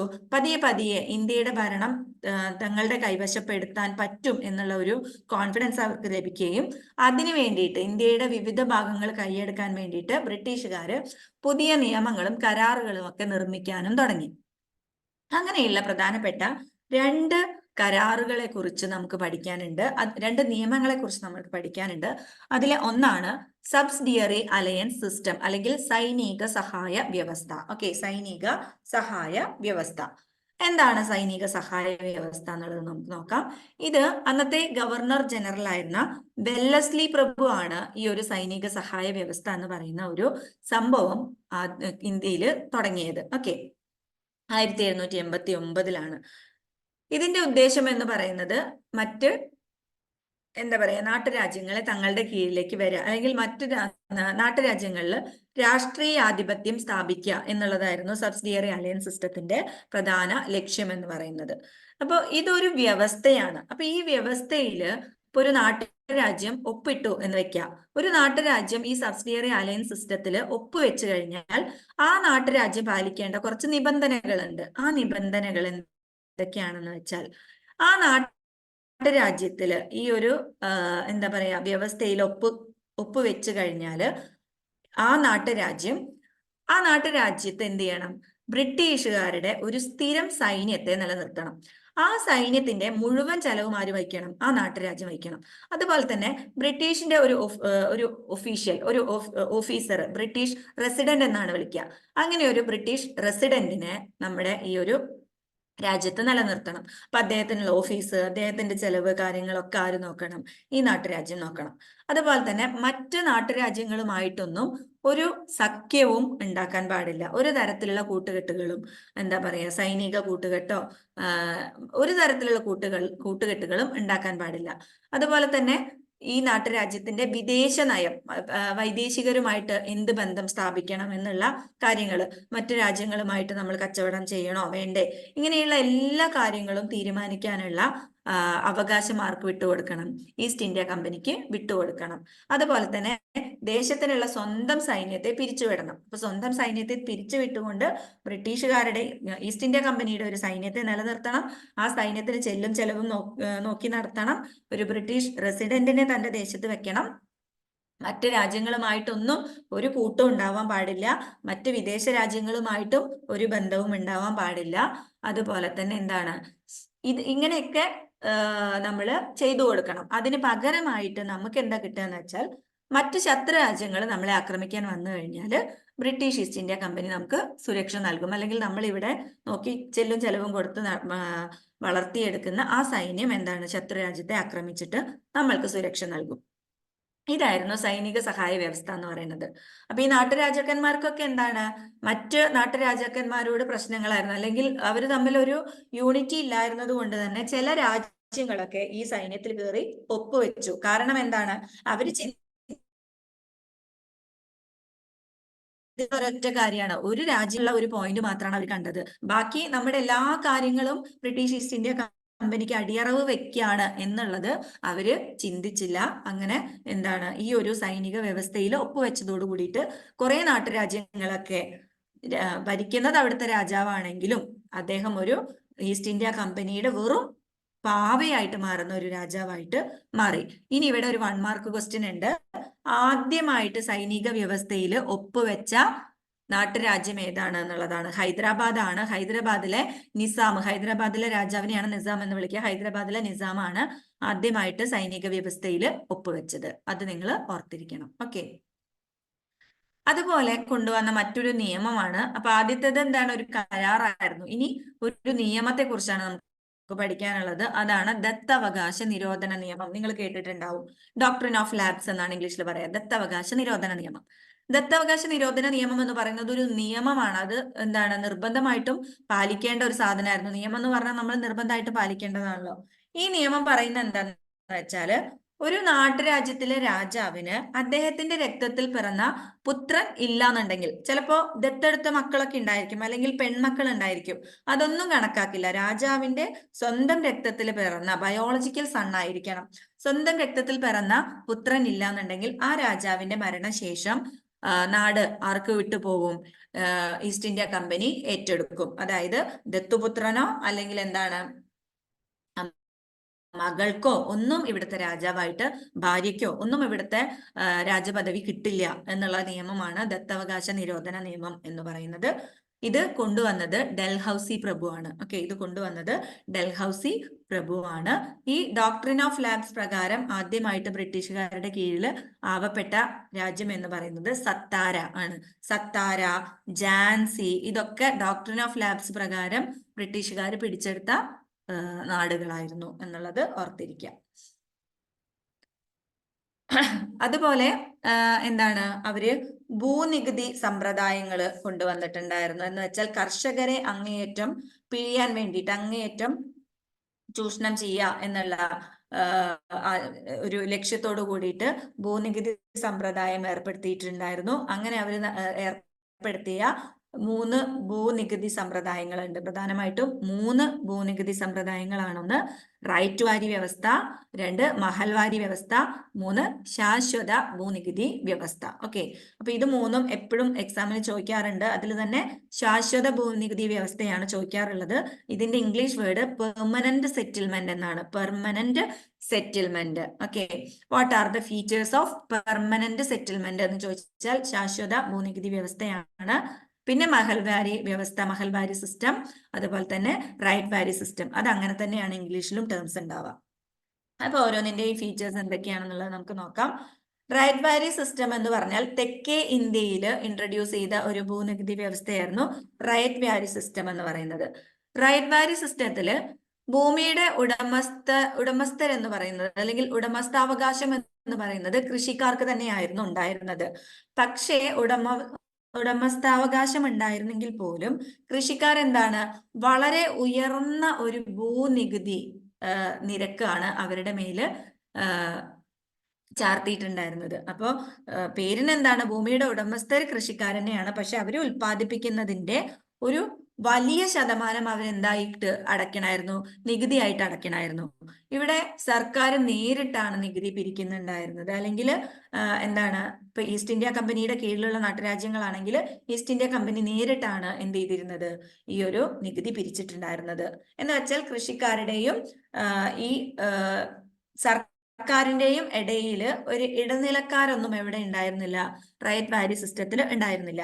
ഇനി ഇവരുടെ ഏറ്റവും വലിയ കഷ്ടം എന്താന്ന് വെച്ചാല് വരൾച്ച, വെള്ളപ്പൊക്കം പോലെയുള്ള പ്രകൃതി ദുരന്തങ്ങളൊക്കെ കൃഷിയെ ബാധിക്കുന്ന കാലഘട്ടത്തിൽ പോലും ഇവരെന്ത് ചെയ്യണമായിരുന്നു, നികുതി അടയ്ക്കണമായിരുന്നു. അതുകൊണ്ട് തന്നെ കർഷകന്റെ അവസ്ഥയിൽ യാതൊരു മെച്ചങ്ങളും ഇവിടെ ഉണ്ടായിരുന്നില്ല. ലാഭം മുഴുവനും ആർക്കാണ് പോകുന്നുണ്ടായിരുന്നത്, ഗവൺമെന്റിനായിരുന്നു പോകുന്നുണ്ടായിരുന്നത്. ഇതാണ് റൈറ്റ് വാരി സിസ്റ്റം എന്ന് പറയുന്നത്. ഒന്നുകൂടി പറഞ്ഞുതരാം. തെക്കേ ഇന്ത്യയിലാണ് റൈറ്റ് വാരി സിസ്റ്റം സ്ഥാപിച്ചത്. ഇവിടെ കൃഷിക്കാർ തന്നെയായിരുന്നു ഭൂമിയുടെ ഉടമകൾ എന്ന് പറയുന്നത്. സർക്കാർ നേരിട്ടാണ് കൃഷിക്കാരിൽ നിന്ന് നികുതി പിരിച്ചിരുന്നത്. വളരെ ഉയർന്ന നിരക്കിലുള്ള ഭൂനികുതിയാണ് പിരിച്ചിട്ടുണ്ടായിരുന്നത്. കർഷകർക്കും സർക്കാരിനും ഇടയ്ക്ക് ഇടനിലക്കാരും ഉണ്ടായിരുന്നില്ല. വരൾച്ച, വെള്ളപ്പൊക്കം പോലെയുള്ള പ്രകൃതി ദുരന്തങ്ങൾ ഉണ്ടായിരുന്ന കാലഘട്ടത്തിൽ പോലും ഇവരെന്താണ്, കൃത്യമായ നികുതി അടയ്ക്കണമായിരുന്നു. അതുകൊണ്ട് തന്നെ കർഷകന്റെ അവസ്ഥ ഒട്ടും മെച്ചപ്പെടാത്ത ഒരു സാഹചര്യമാണ് ഉണ്ടായിരുന്നത്. ലാഭം മുഴുവനും ഗവൺമെന്റിനായിരുന്നു. ഇതാണ് റൈറ്റ് വാരി സിസ്റ്റം. അടുത്തത് മഹൽവാരി സിസ്റ്റം. വടക്കേ ഇന്ത്യയിൽ നടപ്പിലാക്കിയ ഭൂനികുതി വ്യവസ്ഥയാണ് മഹൽവാരി വ്യവസ്ഥ എന്ന് പറയുന്നത്. ഇവിടെയും ഈ പറഞ്ഞ പോലെ ഉടമസ്ഥാവകാശം കർഷകനായിരുന്നു. പക്ഷെ നികുതി പിരിക്കുന്നത് ഓരോ ഗ്രാമത്തിന്റെയും ഗ്രാമത്തലവനായിരുന്നു. ഈ ഭൂമിയെ, അതായത് കൃഷി ഭൂമിയെ ഇങ്ങനെ പല മഹല്ലുകളായിട്ട് വിഭജിച്ചിട്ടുണ്ടായിരുന്നു. നിശ്ചിത ഭൂമിയായിട്ട് വേർതിരിച്ചിട്ട് അതിനെയൊക്കെ മഹല്ലുകൾ എന്നുള്ള പേരിലാണ് അറിയപ്പെട്ടിരുന്നത്. ഓരോ മഹല്ലിനും ഇത്ര നികുതി എന്നുള്ള രീതിയിൽ നിശ്ചയിച്ചിട്ടുണ്ടായിരുന്നു. അപ്പൊ ഈ മഹല്ലില് കൃഷി നടന്നാലും നടന്നിട്ടില്ലെങ്കിലും വെള്ളപ്പൊക്കം ഉണ്ടായാലും ഓരോ മഹലിനും എത്ര നികുതിയാണോ നിശ്ചയിച്ചിട്ടുള്ളത് അത്രയും നികുതി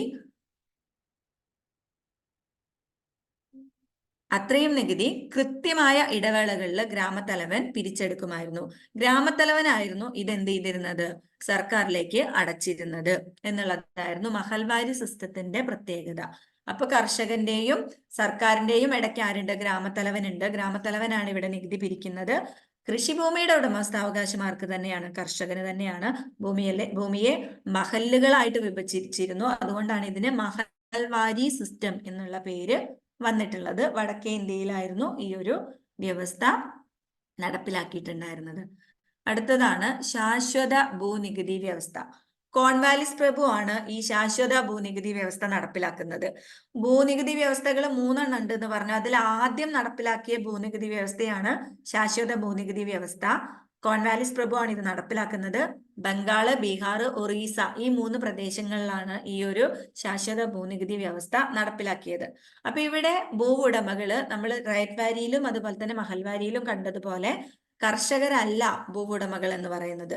ഭൂവുടമകൾ എന്ന് പറയുന്നത് ഇടനിലക്കാരായിരുന്ന ജമീന്ദാർമാരായിരുന്നു.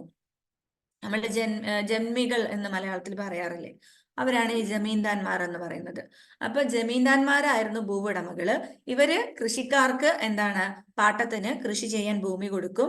എന്നിട്ട് ഇവരിൽ നിന്ന് ഉയർന്ന ഭൂനികുതി പിരിച്ചെടുക്കും. ആരാ പിടിച്ചെടുക്കുക? ജമീന്ദാർമാരാണ് പിടിച്ചെടുക്കുക. എന്നിട്ട് ജമീന്ദാർമാര് ഒരു ഭാഗം അവരെടുത്തതിന് ശേഷം ബാക്കി ഗവൺമെന്റിലേക്ക് അടയ്ക്കും. അപ്പോൾ ഈ ജമീന്ദാർമാര് കൊണ്ട് കർഷകര് വളരെയധികം പീഡിപ്പിക്കപ്പെട്ടിരുന്നു ഈ ഒരു ഭൂനികുതി വ്യവസ്ഥയുടെ കീഴിൽ എന്നാണ് പറയുന്നത്. ഇതാണ് ശാശ്വത ഭൂനികുതി വ്യവസ്ഥയുടെ സവിശേഷതകള്. എന്താ പറയാ, നടപ്പിലാക്കിയത് ബംഗാൾ, ബീഹാർ, ഒറീസയാണ്. നടപ്പിലാക്കിയ ആളുടെ പേര് കോൺവാലിസ് പ്രഭു ആണ്. ഇവിടെ ഭൂമിയുടെ ഉടമസ്ഥര് കർഷകരായിരുന്നില്ല, ജമീന്ദാർമാരായിരുന്നു. ഭൂനികുതി പിരിച്ചെടുത്തിരുന്നത് ജമീന്ദാർമാരായിരുന്നു. ഉയർന്ന ഭൂനികുതി നിരക്കായിരുന്നു ഉണ്ടായിരുന്നത്. ജമീന്ദാർമാര് കർഷകന്മാരെ പീഡിപ്പിച്ചിരുന്നു. ഓക്കെ, അപ്പൊ ഇത്രയാണ് ഭൂനികുതി വ്യവസ്ഥയുമായിട്ട് നമുക്ക് പറയാനുള്ളത്. ഇനി ഇപ്പൊ നമ്മൾ പറഞ്ഞു എന്താണ്, കരാറ് പറഞ്ഞു. സൈനിക വ്യവസ്ഥ ഒരു കരാറാണ്. ആ കരാറിലൂടെ ചില ഭാഗങ്ങൾ ബ്രിട്ടീഷുകാർ പിടിച്ചെടുത്തു. ഇനി ദത്താവകാശ നിരോധന നിയമം, അതൊരു നിയമമാണ്. ആ നിയമത്തിലൂടെ കുറെ ഭാഗങ്ങൾ പിടിച്ചെടുത്തു. ഈ പറയുന്ന പോലെയുള്ള ഭൂനികുതി വ്യവസ്ഥകളിലൂടെ കർഷകരെയൊക്കെ എക്സ്പ്ലോയിറ്റ് ചെയ്തു. പിന്നെ മറ്റൊരു തന്ത്രം എന്തായിരുന്നു, ഇങ്ങനെയൊന്നും കീഴ്പ്പെടാത്ത ഭാഗങ്ങളെ അവര് യുദ്ധങ്ങളിലൂടെ കീഴ്പ്പെടുത്തിക്കൊണ്ടും തങ്ങളുടെ കീഴിലേക്ക് കൊണ്ടുവന്നിട്ടുണ്ടായിരുന്നു. അങ്ങനെയുള്ള പ്രധാനപ്പെട്ട ഒരു യുദ്ധമാണ് പ്ലാസി യുദ്ധം എന്ന് പറയുന്നത്. പ്ലാസി യുദ്ധത്തിലൂടെയാണ് ബംഗാള് ബ്രിട്ടീഷുകാര് തങ്ങളുടെ കീഴിലാക്കുന്നത്. ഓക്കെ, അതുകൊണ്ട് തന്നെ ഇന്ത്യയുടെ ചരിത്രം എടുക്കുമ്പോൾ പ്ലാസി യുദ്ധം വളരെ പ്രധാനപ്പെട്ട ഒന്നാണ്. ബ്രിട്ടീഷുകാര് അവരുടെ ആധിപത്യം ആദ്യമായിട്ട് സ്ഥാപിച്ചത് ബംഗാളിലാണ്. അത് പ്ലാസി യുദ്ധത്തിലൂടെയാണ്. പ്ലാസി എന്ന് പറയുന്ന സ്ഥലത്ത് വെച്ചിട്ടാണ് യുദ്ധം നടക്കുന്നത്. അതുകൊണ്ടാണ് അതിനെ പ്ലാസി യുദ്ധം എന്ന് പറയുന്നത്. പ്ലാസി യുദ്ധത്തിന്റെ ഇയർ വളരെ വളരെ ഇമ്പോർട്ടന്റ് ആണ്. 1 മാർക്കിനൊക്കെ ചോദിച്ചു കാണാറുണ്ട്. 1757. ഓക്കെ, 1757 പ്ലാസി യുദ്ധം നടക്കുന്നത്. 1757 ജൂൺ 23. വളരെ സമ്പന്നവും ഫലഭൂയിഷ്ടവുമായിട്ടുള്ള പ്രദേശമായിരുന്നു ബംഗാൾ എന്ന് പറയുന്നത്. നമുക്കറിയാം ബംഗാള് യമുനാ നദിയും അതുപോലെ തന്നെ ഗംഗയും ഒക്കെ ഒഴുകിയെത്തുന്ന ഒരു സ്ഥലമാണ് ബംഗാള്. അതുകൊണ്ട് തന്നെ വളരെ ഫലഭൂയിഷ്ടമായിട്ടുള്ള വളരെ സമ്പന്നമായിട്ടുള്ള ഒരു പ്രദേശമായിരുന്നു ബംഗാള്. അതാണ് ബ്രിട്ടീഷുകാരെ ബംഗാളില് ആദ്യം കണ്ടുവെക്കാനുണ്ടായിരുന്ന കാരണം എന്ന് പറയുന്നത്. അന്ന് ബംഗാളിലെ രാജാവിനെ നവാബ് എന്നാണ് വിളിക്കുക. ബംഗാളിലെ നവാബ് സിറാജുൽ ദൗളയായിരുന്നു. അപ്പൊ സിറാജുൽ ദൗള എപ്പോഴും ബ്രിട്ടീഷ് ഈസ്റ്റ് ഇന്ത്യ കമ്പനി തങ്ങളെ ആക്രമിക്കാതിരിക്കാൻ വേണ്ടിയിട്ട് അല്ലെങ്കിൽ ഇങ്ങോട്ടേക്ക് വരാതിരിക്കാൻ വേണ്ടിയിട്ട് എപ്പോഴും എന്താണ്, വളരെ ശ്രദ്ധയോടുകൂടി നോക്കിയിരുന്ന ആളായിരുന്നു. അതുകൊണ്ട് തന്നെ കമ്പനിയുടെ ബദ്ധശത്രുവായിരുന്നു ബംഗാൾ നവാബായിരുന്ന സിറാജുൽ ദൗള. അങ്ങനെ അവര് ഈ നവാബിന്റെ അനുവാദം കൂടാതെ കമ്പനി കൽക്കട്ടയ്ക്ക് ചുറ്റുമായിട്ട് വലിയൊരു കോട്ട കെട്ടാൻ തീരുമാനിക്കുകയാണ്. ഇങ്ങനെ കോട്ട കെട്ടാൻ തീരുമാനിച്ചപ്പോ സിറാജുൽ ദൗളയുടെ സേനാനായകനായിട്ടുള്ള സിറാജുൽ ദൗള അതിനെ എതിർത്തു. അപ്പൊ സിറാജുൽ ദൗള കമ്പനിയുടെ ശത്രുവാവാനുണ്ടായിട്ടുള്ള പ്രധാനപ്പെട്ട ഒരു കാരണം എന്ന് പറയുന്നത് എന്താണ്, അവര് കൽക്കട്ടയ്ക്ക് ചുറ്റും കോട്ട കെട്ടാൻ തീരുമാനിച്ചപ്പോ നവാബ് അതിനെ എതിർത്തു എന്നുള്ളതാണ്. അങ്ങനെ നവാബിനെ തോൽപ്പിക്കാൻ വേണ്ടിയിട്ട് ഇവര് തീരുമാനിക്കുകയാണ്, ഈസ്റ്റ് ഇന്ത്യ കമ്പനി തീരുമാനിക്കുകയാണ്. അപ്പൊ ഈസ്റ്റ് ഇന്ത്യ കമ്പനിക്ക് അറിയാം, ഞങ്ങൾ പോയിട്ട് നവാബുമായിട്ട് യുദ്ധം ചെയ്തു കഴിഞ്ഞാൽ ഒരുപക്ഷെ നവാബിനെ തോൽപ്പിക്കാൻ കഴിയില്ല. അങ്ങനെ അവര് നവാബിന്റെ സേനാനായകനായിട്ടുണ്ടായിരുന്ന മിർ കാസിമുമായിട്ട് മിർ ജാഫറുമായിട്ട് ഒരു രഹസ്യ കരാർ ഉണ്ടാക്കുകയാണ്.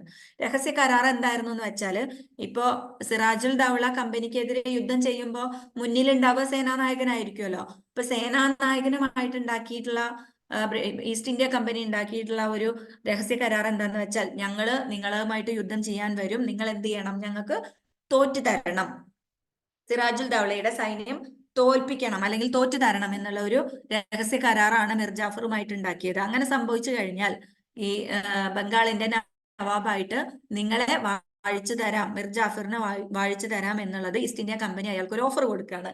അങ്ങനെ ദൗളയുടെ സേനാനായകനുമായിട്ട് ഉണ്ടാക്കിയ രഹസ്യ കരാറിന്റെ അടിസ്ഥാനത്തിൽ സിറാജുൽ ദൗളയുമായിട്ട് ഇവർ യുദ്ധം ചെയ്യുകയാണ്. സിറാജുൽ ദൗള തോറ്റുപോവാണ്. കാരണം സ്വന്തം സേനാനായകൻ തന്നെ എന്താണ് തോൽപ്പിക്കുകയാണ് ചെയ്യണത്. അങ്ങനെ സിറാജുൽ ദൗള പരാജയപ്പെട്ടു. ബ്രിട്ടീഷുകാര് പറഞ്ഞ പോലെ തന്നെ മിർ ജാഫറിനെ ബംഗാളിലെ നവാബാക്കി മാറ്റി. പക്ഷെ നവാബായി കഴിഞ്ഞപ്പോൾ മിർ ജാഫറിന് മനസ്സിലായി ഞാൻ ഇവിടുത്തെ വെറും പാവയാണ്, എനിക്ക് നവാബ് എന്നുള്ള പേര് മാത്രമേ ഉള്ളൂ, ബാക്കി കാര്യങ്ങളൊക്കെ ആരാണ് നടപ്പിലാക്കുന്നത്, ഈസ്റ്റ് ഇന്ത്യ കമ്പനിയാണ് നടപ്പിലാക്കുന്നത് എന്ന് അദ്ദേഹത്തിന് മനസ്സിലായി. ഓക്കെ, അപ്പൊ അങ്ങനെ സിറാജുൽ ദൗളയും ബ്രിട്ടീഷ് സൈന്യവും തമ്മിൽ നടന്ന യുദ്ധമാണ് പ്ലാസി യുദ്ധം. ഈ യുദ്ധത്തിലൂടെയാണ് ബംഗാള് ബ്രിട്ടീഷുകാർ പിടിച്ചെടുക്കുന്നത്. ബ്രിട്ടീഷ് ആർമിയുടെ തലവൻ റോബർട്ട് ക്ലൈവ് ആയിരുന്നു. ഓക്കെ, ബ്രിട്ടീഷ് ആർമിയുടെ തലവൻ റോബർട്ട് ക്ലൈവ് ആയിരുന്നു. അപ്പോ ബംഗാൾ നവാബായിട്ടുള്ള സിറാജുൽ ദൗളയും റോബർട്ട് ക്ലൈവും തമ്മിൽ നടന്ന യുദ്ധമാണ് പ്ലാസി യുദ്ധം എന്ന് പറയുന്നത് കേട്ടോ. 1757 ജൂൺ 23-നാണ്. ഇനി 1763 കുറച്ച് വർഷങ്ങൾക്ക് ശേഷം മറ്റൊരു യുദ്ധം നടന്നതോട് കൂടിയിട്ടാണ് ഇവര് ബംഗാളില് കൃത്യമായിട്ടുള്ള എന്താ പറയാ ഒരു ആധിപത്യം സ്ഥാപിച്ചെടുക്കുന്നത്. ആ യുദ്ധത്തെ വിളിക്കുന്ന പേരാണ് ബക്സർ യുദ്ധം. ബക്സർ യുദ്ധത്തിന്റെ വർഷവും ഇമ്പോർട്ടന്റ് ആണ്, 1764. അപ്പൊ നമ്മൾ പറഞ്ഞു മിർ ജാഫറിനെ കമ്പനി രാജാവാക്കി വാഴിച്ചു, നവാബാക്കി വാഴിച്ചു എന്ന് പറഞ്ഞു അല്ലെ. പക്ഷെ മിർ ജാഫറിന് മനസ്സിലാവുകയാണ് എന്താണ്, കമ്പനി എനിക്ക് രാജാവ് എന്നുള്ള ഒരു പദവി മാത്രമേ തന്നിട്ടുള്ളൂ, കാര്യങ്ങളൊക്കെ തീരുമാനിക്കുന്നത് കമ്പനിയാണെന്നുള്ളത്. അങ്ങനെ മിർ ജാഫറിന് കമ്പനിയോട് ഒരു ഈർഷ്യൊക്കെ തോന്നി തുടങ്ങി. അപ്പൊ അതിന്റെ ഭാഗമായിട്ട് കമ്പനി മിർ ജാഫറിനെ നവാബിന്റെ പദവിയിൽ നിന്ന് മാറ്റിയിട്ട് മിർ കാസിമിനെ പുതിയ നവാബാക്കിയിട്ട് മാറ്റി. പക്ഷെ മിർ കാസിം എന്ന് പറയുന്നത് വളരെ കഴിവുറ്റൊരു ഭരണാധികാരിയായിരുന്നു. അതുകൊണ്ട് തന്നെ അദ്ദേഹം കമ്പനിക്കെതിരെയുള്ള നടപടികളൊക്കെ സ്വീകരിക്കാൻ തുടങ്ങി. അദ്ദേഹം എന്താണ് ബംഗാളിലെ ധനകാര്യ സംവിധാനത്തെ പരിഷ്കരിച്ചു. അതുപോലെ തന്നെ അപ്പൊ മിർ കാസിമിന് ബംഗാളിൽ നിന്ന് ആരെ ഓടിക്കണം എന്നുണ്ട്, ബ്രിട്ടീഷ് ഈസ്റ്റ് ഇന്ത്യ കമ്പനിയെ ഓടിക്കണം എന്നുണ്ട്. അപ്പൊ അദ്ദേഹത്തിന് അറിയാം ഞാൻ ഒറ്റയ്ക്ക് യുദ്ധം ചെയ്തു കഴിഞ്ഞാൽ എന്തായാലും റോബർട്ട് ക്ലൈവിനെ തോൽപ്പിക്കാൻ കഴിയില്ല, അല്ലെങ്കിൽ ബ്രിട്ടീഷ് സൈന്യത്തെ തോൽപ്പിക്കാൻ കഴിയില്ല. അങ്ങനെ മിർ കാസിം, ബംഗാളിലെ നവാബായിട്ടുള്ള മിർ കാസിമും തൊട്ടടുത്ത് അവാദിലെ നവാബായിട്ടുള്ള ഷുജാ ഉദ് ദൗളയും അതുപോലെ തന്നെ മുഗൾ ചക്രവർത്തിയായിട്ടുള്ള ഷാ ആലം, ഇവര് 3 പേരും കൂടി ചേർന്നിട്ട് ഒരു സൈനിക സഖ്യം രൂപീകരിച്ചു. ബംഗാളിലെയും അവാദിലെയും മുഗളിലെയും കൂടിയുള്ള സൈന്യം ഒന്നിച്ചു ചേർന്നിട്ട് ബ്രിട്ടീഷ് ഈസ്റ്റ് ഇന്ത്യ സൈന്യത്തോട് യുദ്ധം ചെയ്തു. ആ യുദ്ധത്തെയാണ് എന്ത് വിളിക്കുന്നത്, ബക്സർ യുദ്ധം എന്ന് വിളിക്കുന്നത്. പക്ഷേ ബ്രിട്ടീഷ് സൈന്യം എന്ന് പറയുന്നത് വളരെ ആധുനികമായിട്ടുള്ള തോക്കുകളും മറ്റുമൊക്കെ ഉപയോഗിച്ചിട്ടുള്ള യുദ്ധ നടപടികൾ സ്വീകരിച്ചതോട് കൂടിയിട്ട് ഇവര് തോറ്റു. ഈ ഒരു സൈന്യ സഖ്യം തോൽക്കുകയും കമ്പനി വിജയം കൈവരിക്കുകയും ചെയ്തു. അങ്ങനെ എന്താണ് ഈ പറയുന്ന എല്ലാ ഭാഗങ്ങളും ആരുടെ കീഴിലായി, നമ്മളുടെ ഈസ്റ്റ് ഇന്ത്യ കമ്പനിയുടെ കീഴിലായി. അങ്ങനെ യുദ്ധം അവസാനിപ്പിച്ച ഉടമ്പടി. അപ്പൊ എന്താണ്, കമ്പനി വിജയം കൈവരിച്ചു, ഇവരെന്താണ് യുദ്ധത്തിൽ തോൽവി സമ്മതിച്ചു. അങ്ങനെ യുദ്ധത്തിൽ തോൽവി സമ്മതിച്ചുകൊണ്ട് യുദ്ധം അവസാനിപ്പിച്ച ഉടമ്പടിയെയാണ് അലഹബാദ് ഉടമ്പടി എന്ന് വിളിക്കുന്നത് കേട്ടോ. ബക്സർ യുദ്ധം അവസാനിപ്പിച്ച ഉടമ്പടിയാണ് അലഹബാദ് ഉടമ്പടി. അപ്പൊ ഈ ഒരു യുദ്ധത്തോട് കൂടിയിട്ട്, അല്ലെങ്കിൽ ഈ ഉടമ്പടിയിൽ ഉണ്ടായിരുന്ന ഒരു പ്രത്യേക കാര്യം എന്ന് പറയുന്നത് ബംഗാള്, ബീഹാർ, ഒറീസ നികുതി തുടങ്ങിയിട്ടുള്ള സ്ഥലങ്ങളിലൊക്കെ നികുതി പിരിക്കാനുള്ള അവകാശം ആർക്ക് കൊടുത്തു, കമ്പനിക്ക് കൊടുത്തു, അല്ലെങ്കിൽ കമ്പനി ആ അവകാശം നേടിയെടുക്കും കൂടി ചെയ്ത ഒരു ഉടമ്പടിയാണ് അലഹബാദ് ഉടമ്പടി എന്നുള്ളത്. ഇനി മറ്റൊരു യുദ്ധം ആംഗ്ലോ ഫ്രഞ്ച് യുദ്ധങ്ങളാണ്. ആംഗ്ലോ ഫ്രഞ്ച് യുദ്ധം എന്ന് പറഞ്ഞു കഴിഞ്ഞാല് ഇത് ഇന്ത്യയിൽ നടന്ന ഇന്ത്യക്കാർ പങ്കെടുക്കാത്ത യുദ്ധങ്ങളാണ് ആംഗ്ലോ ഫ്രഞ്ച് യുദ്ധം എന്ന് പറയുന്നത്. അപ്പൊ നമുക്കറിയാം ബ്രിട്ടീഷുകാരല്ല ഇന്ത്യയിലെത്തിയ ആദ്യത്തെ യൂറോപ്യൻ ശക്തി എന്ന് പറയുന്നത്. ബ്രിട്ടീഷുകാർക്ക് മുന്നേ ആദ്യം വാസ്കോഡഗാമ എത്തി അല്ലെ, പോർച്ചുഗീസുകാരനാണ് വാസ്കോഡഗാമ. അപ്പൊ ആദ്യം എത്തിയത് പോർച്ചുഗീസുകാരാണ്. പോർച്ചുഗീസുകാർക്ക് ശേഷം ഡച്ചുകാർ വന്നു, ഡച്ചുകാർക്ക് ശേഷം ഇംഗ്ലണ്ട് വന്നു, ഇംഗ്ലണ്ടിന് ശേഷം ഫ്രാൻസ് വന്നു. ഈ 4 യൂറോപ്യൻ ശക്തികളാണ് ഇന്ത്യയിലേക്ക് വന്നിട്ടുള്ളത്. അപ്പൊ പോർച്ചുഗീസുകാരെ ഡച്ചുകാർ തോൽപ്പിച്ചു, ഡച്ചുകാരെ എന്താണ് ബ്രിട്ടീഷുകാർ തോൽപ്പിച്ചു, ദെൻ പിന്നെ ഫ്രഞ്ചുകാർ വന്നു. അങ്ങനെ ഇംഗ്ലണ്ടും ഇംഗ്ലീഷ് കമ്പനിയും ഫ്രഞ്ച് കമ്പനിയും, ഫ്രഞ്ച് ഈസ്റ്റ് ഇന്ത്യ കമ്പനി എന്ന് പറയുന്ന കമ്പനിയാണ് വന്നത്. ഫ്രഞ്ച് ഈസ്റ്റ് ഇന്ത്യ കമ്പനിയും ഇംഗ്ലീഷ് ഈസ്റ്റ് ഇന്ത്യ കമ്പനിയും തമ്മിൽ നീണ്ട 20 വർഷത്തോളം ഇന്ത്യയിൽ ആധിപത്യത്തിന് വേണ്ടിയിട്ടുള്ള യുദ്ധം നടന്നു എന്നാണ് പറയുന്നത്. ദക്ഷിണേന്ത്യയുടെ കിഴക്കൻ തീരമായിട്ടുള്ള കർണാട്ടിക് എന്ന് പറയുന്ന സ്ഥലത്താണ് ഈ യുദ്ധങ്ങൾ നടന്നിട്ടുള്ളത്. ഈ യുദ്ധങ്ങളെയാണ് കർണാട്ടിക് യുദ്ധങ്ങൾ അല്ലെങ്കിൽ ആംഗ്ലോ ഫ്രഞ്ച് യുദ്ധങ്ങൾ എന്ന് വിളിക്കുന്നത്. ഓക്കെ, അപ്പോ ഇന്ത്യയിൽ ഇന്ത്യക്കാരല്ലാതെ നടന്നിട്ടുള്ള യുദ്ധം ഏതാണെന്ന് ചോദിച്ചാൽ കർണാട്ടിക് യുദ്ധങ്ങളാണ്. ഇന്ത്യയിൽ നടന്ന ഈ യുദ്ധത്തിൽ ഇന്ത്യക്കാർ പങ്കെടുത്തിട്ടില്ല. ഇത് 2 യൂറോപ്യൻ ശക്തികൾ തമ്മിൽ ഇന്ത്യയിലെ ദക്ഷിണേന്ത്യൻ തീരമായിട്ടുള്ള കർണാട്ടിക് എന്ന് പറയുന്ന സ്ഥലത്ത് വെച്ച് നടത്തിയിട്ടുള്ള യുദ്ധമാണ്. ഫ്രഞ്ചുകാർ നിൽക്കണോ ബ്രിട്ടീഷുകാർ നിൽക്കണോ എന്ന് തീരുമാനിക്കപ്പെട്ട യുദ്ധങ്ങളാണ് ഈ കർണാട്ടിക് യുദ്ധങ്ങൾ എന്ന് പറയുന്നത്. ഓക്കെ,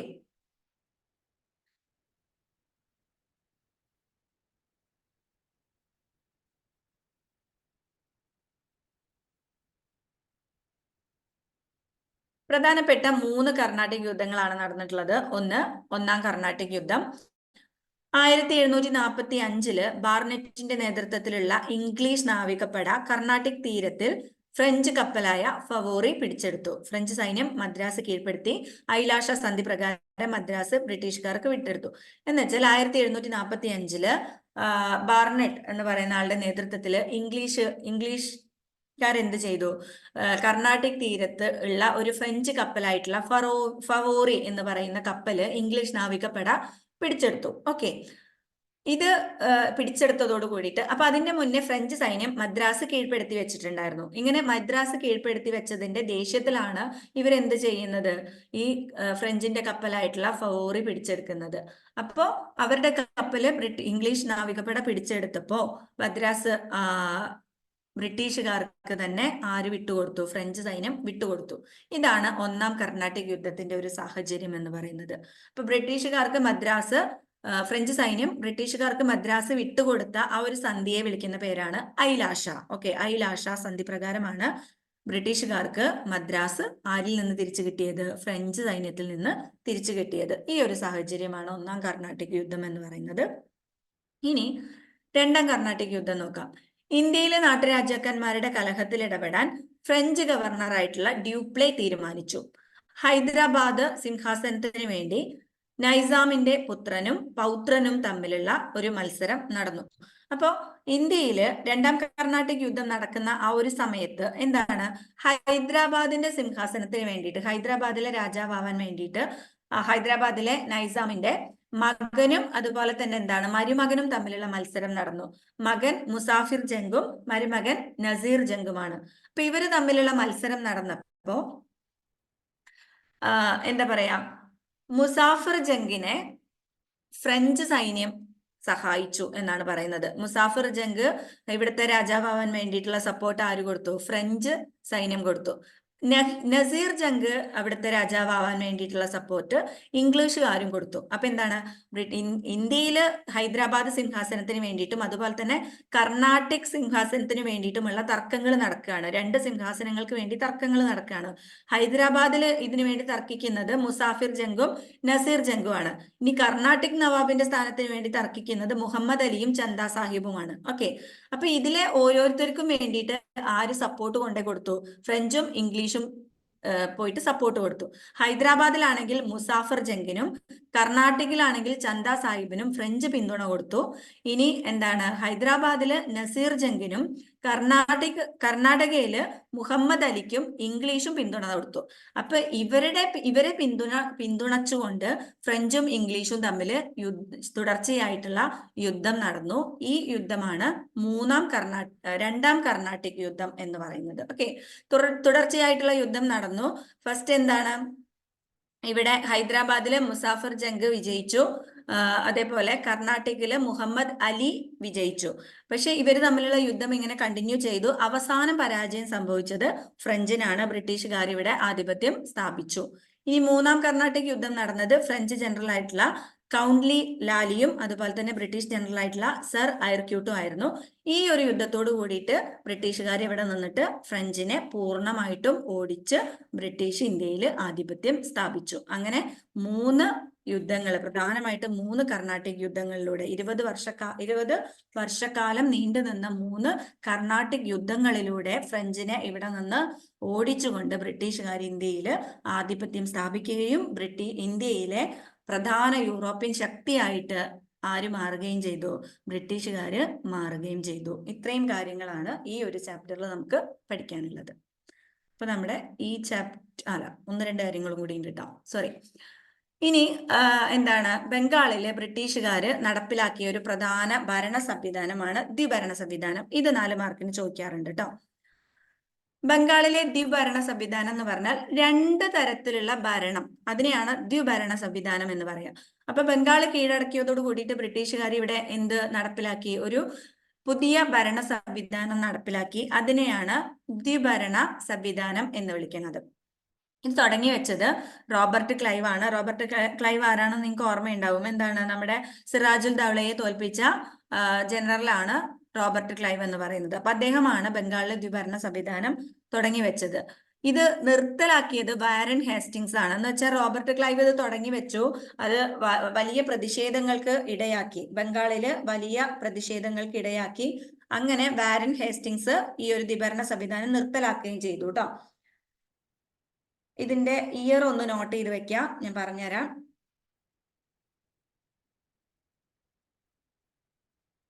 ഒറ്റ minute. Dual system Robert Clive ആണ് തുടങ്ങിയത്. 1765 കേട്ടോ ദ്വിഭരണ സംവിധാനം തുടങ്ങുന്നത്. അതൊന്ന് നോട്ട് ചെയ്ത് വെക്കാം, കാരണം നിങ്ങൾക്ക് അയച്ചു തരുന്ന നോട്ടിൽ അത് ഉണ്ടാവില്ല. അപ്പൊ നിങ്ങൾ അതിപ്പോ എവിടെയെങ്കിലും ഒന്ന് നോട്ട് ചെയ്ത് വെക്കാം. ദ്വിഭരണ സംവിധാനം ആരംഭിക്കുന്നത് 1765. 1772 വാരൻ ഹേസ്റ്റിങ്സ് ആണ് ഇത് നിർത്തലാക്കുന്നത്. ഇനി ദ്വിഭരണ സംവിധാനം എന്ന് പറഞ്ഞു കഴിഞ്ഞാൽ ബംഗാളിനെ 2 പാർട്ടായിട്ട് ഡിവൈഡ് ചെയ്യണമെങ്കിൽ, ബംഗാളിലെ ഭരണത്തെ 2ആയിട്ട് ഡിവൈഡ് ചെയ്യാണ്, നിസാമത്ത് എന്നും ദിവാനി എന്നും. ഇപ്പൊ ദിവാനി എന്ന് പറഞ്ഞു കഴിഞ്ഞാല് വരുമാനം ശേഖരിക്കാനുള്ള ഒരു ഭരണ സംവിധാനത്തെയാണ് ദിവാനി എന്ന് പറയുന്നത്. അപ്പം ബംഗാളിലെ എല്ലാ തരത്തിലുള്ള നികുതികളും പിരിക്കാനും മറ്റുമൊക്കെ ആയിട്ടുള്ള ഭരണ സംവിധാനമാണ് ദിവാനി എന്ന് പറയുന്നത്. അതേപോലെ എന്താണ്, അപ്പൊ ഈ ദിവാനിയുടെ ഹെഡ് അല്ലെങ്കിൽ ദിവാനി എന്ന് പറയുന്നത് കൺട്രോൾ ചെയ്തിരുന്നത് ആരായിരിക്കും? വരുമാനം ശേഖരിച്ചിരുന്നത് ആരായിരിക്കും? നിങ്ങളൊന്ന് ആലോചിച്ച് നോക്കൂ.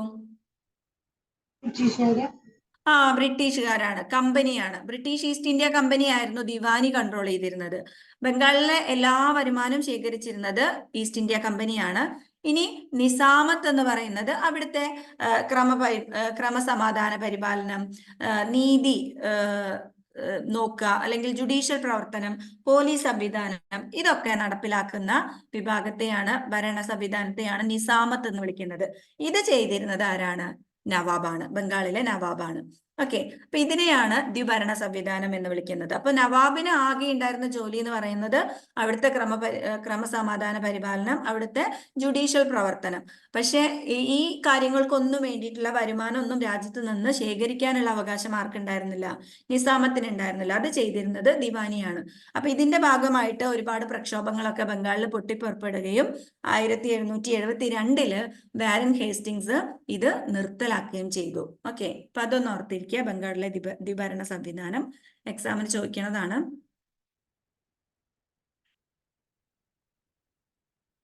അതുപോലെ അപ്പൊ ഈ ബംഗാളിൽ കൊണ്ടുവന്ന ഈ ഒരു ദ്വിഭരണ സംവിധാനത്തിന്റെ ഭാഗമായിട്ട് ഒരു പുതിയ നിയമം, എന്താണ്, ഈ ഭരണത്തിൽ മാറ്റങ്ങൾ ഉണ്ടായി എന്ന് പറഞ്ഞല്ലോ. 1775 ഇത് നിർത്തലാക്കി എന്ന് പറഞ്ഞു.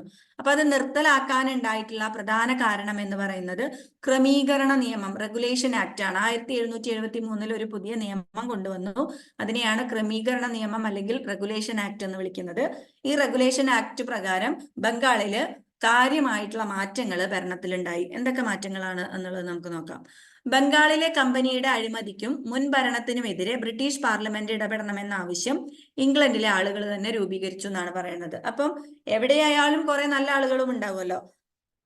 അപ്പൊ ഇംഗ്ലണ്ടിലെ ഇത്തരത്തിലുള്ള ആളുകൾ, ഈ ജനപ്രശ്നങ്ങളിലൊക്കെ നേരിടുന്ന ആളുകൾ എന്താണ്, ബ്രിട്ടീഷ് പാർലമെന്റിനോട് ആവശ്യപ്പെട്ടു, ബംഗാളില് ഈസ്റ്റ് ഇന്ത്യ കമ്പനി നടത്തുന്നത് ഭയങ്കരമായിട്ടുള്ള അഴിമതിയാണ്, ദുർഭരണമാണ്. അപ്പൊ ഇതിനെതിരെയൊക്കെ ബ്രിട്ടീഷ് പാർലമെന്റ് ഇടപെട്ടുകൊണ്ട് ഒരു പരിഹാരം കണ്ടെത്തണമെന്ന് ഇംഗ്ലണ്ടിലെ തന്നെ ആളുകൾ ബ്രിട്ടീഷ് പാർലമെന്റില് ഒരു നിവേദനം സമർപ്പിക്കുകയുണ്ടായി, ഒരു ആവശ്യം സമർപ്പിക്കുകയുണ്ടായി.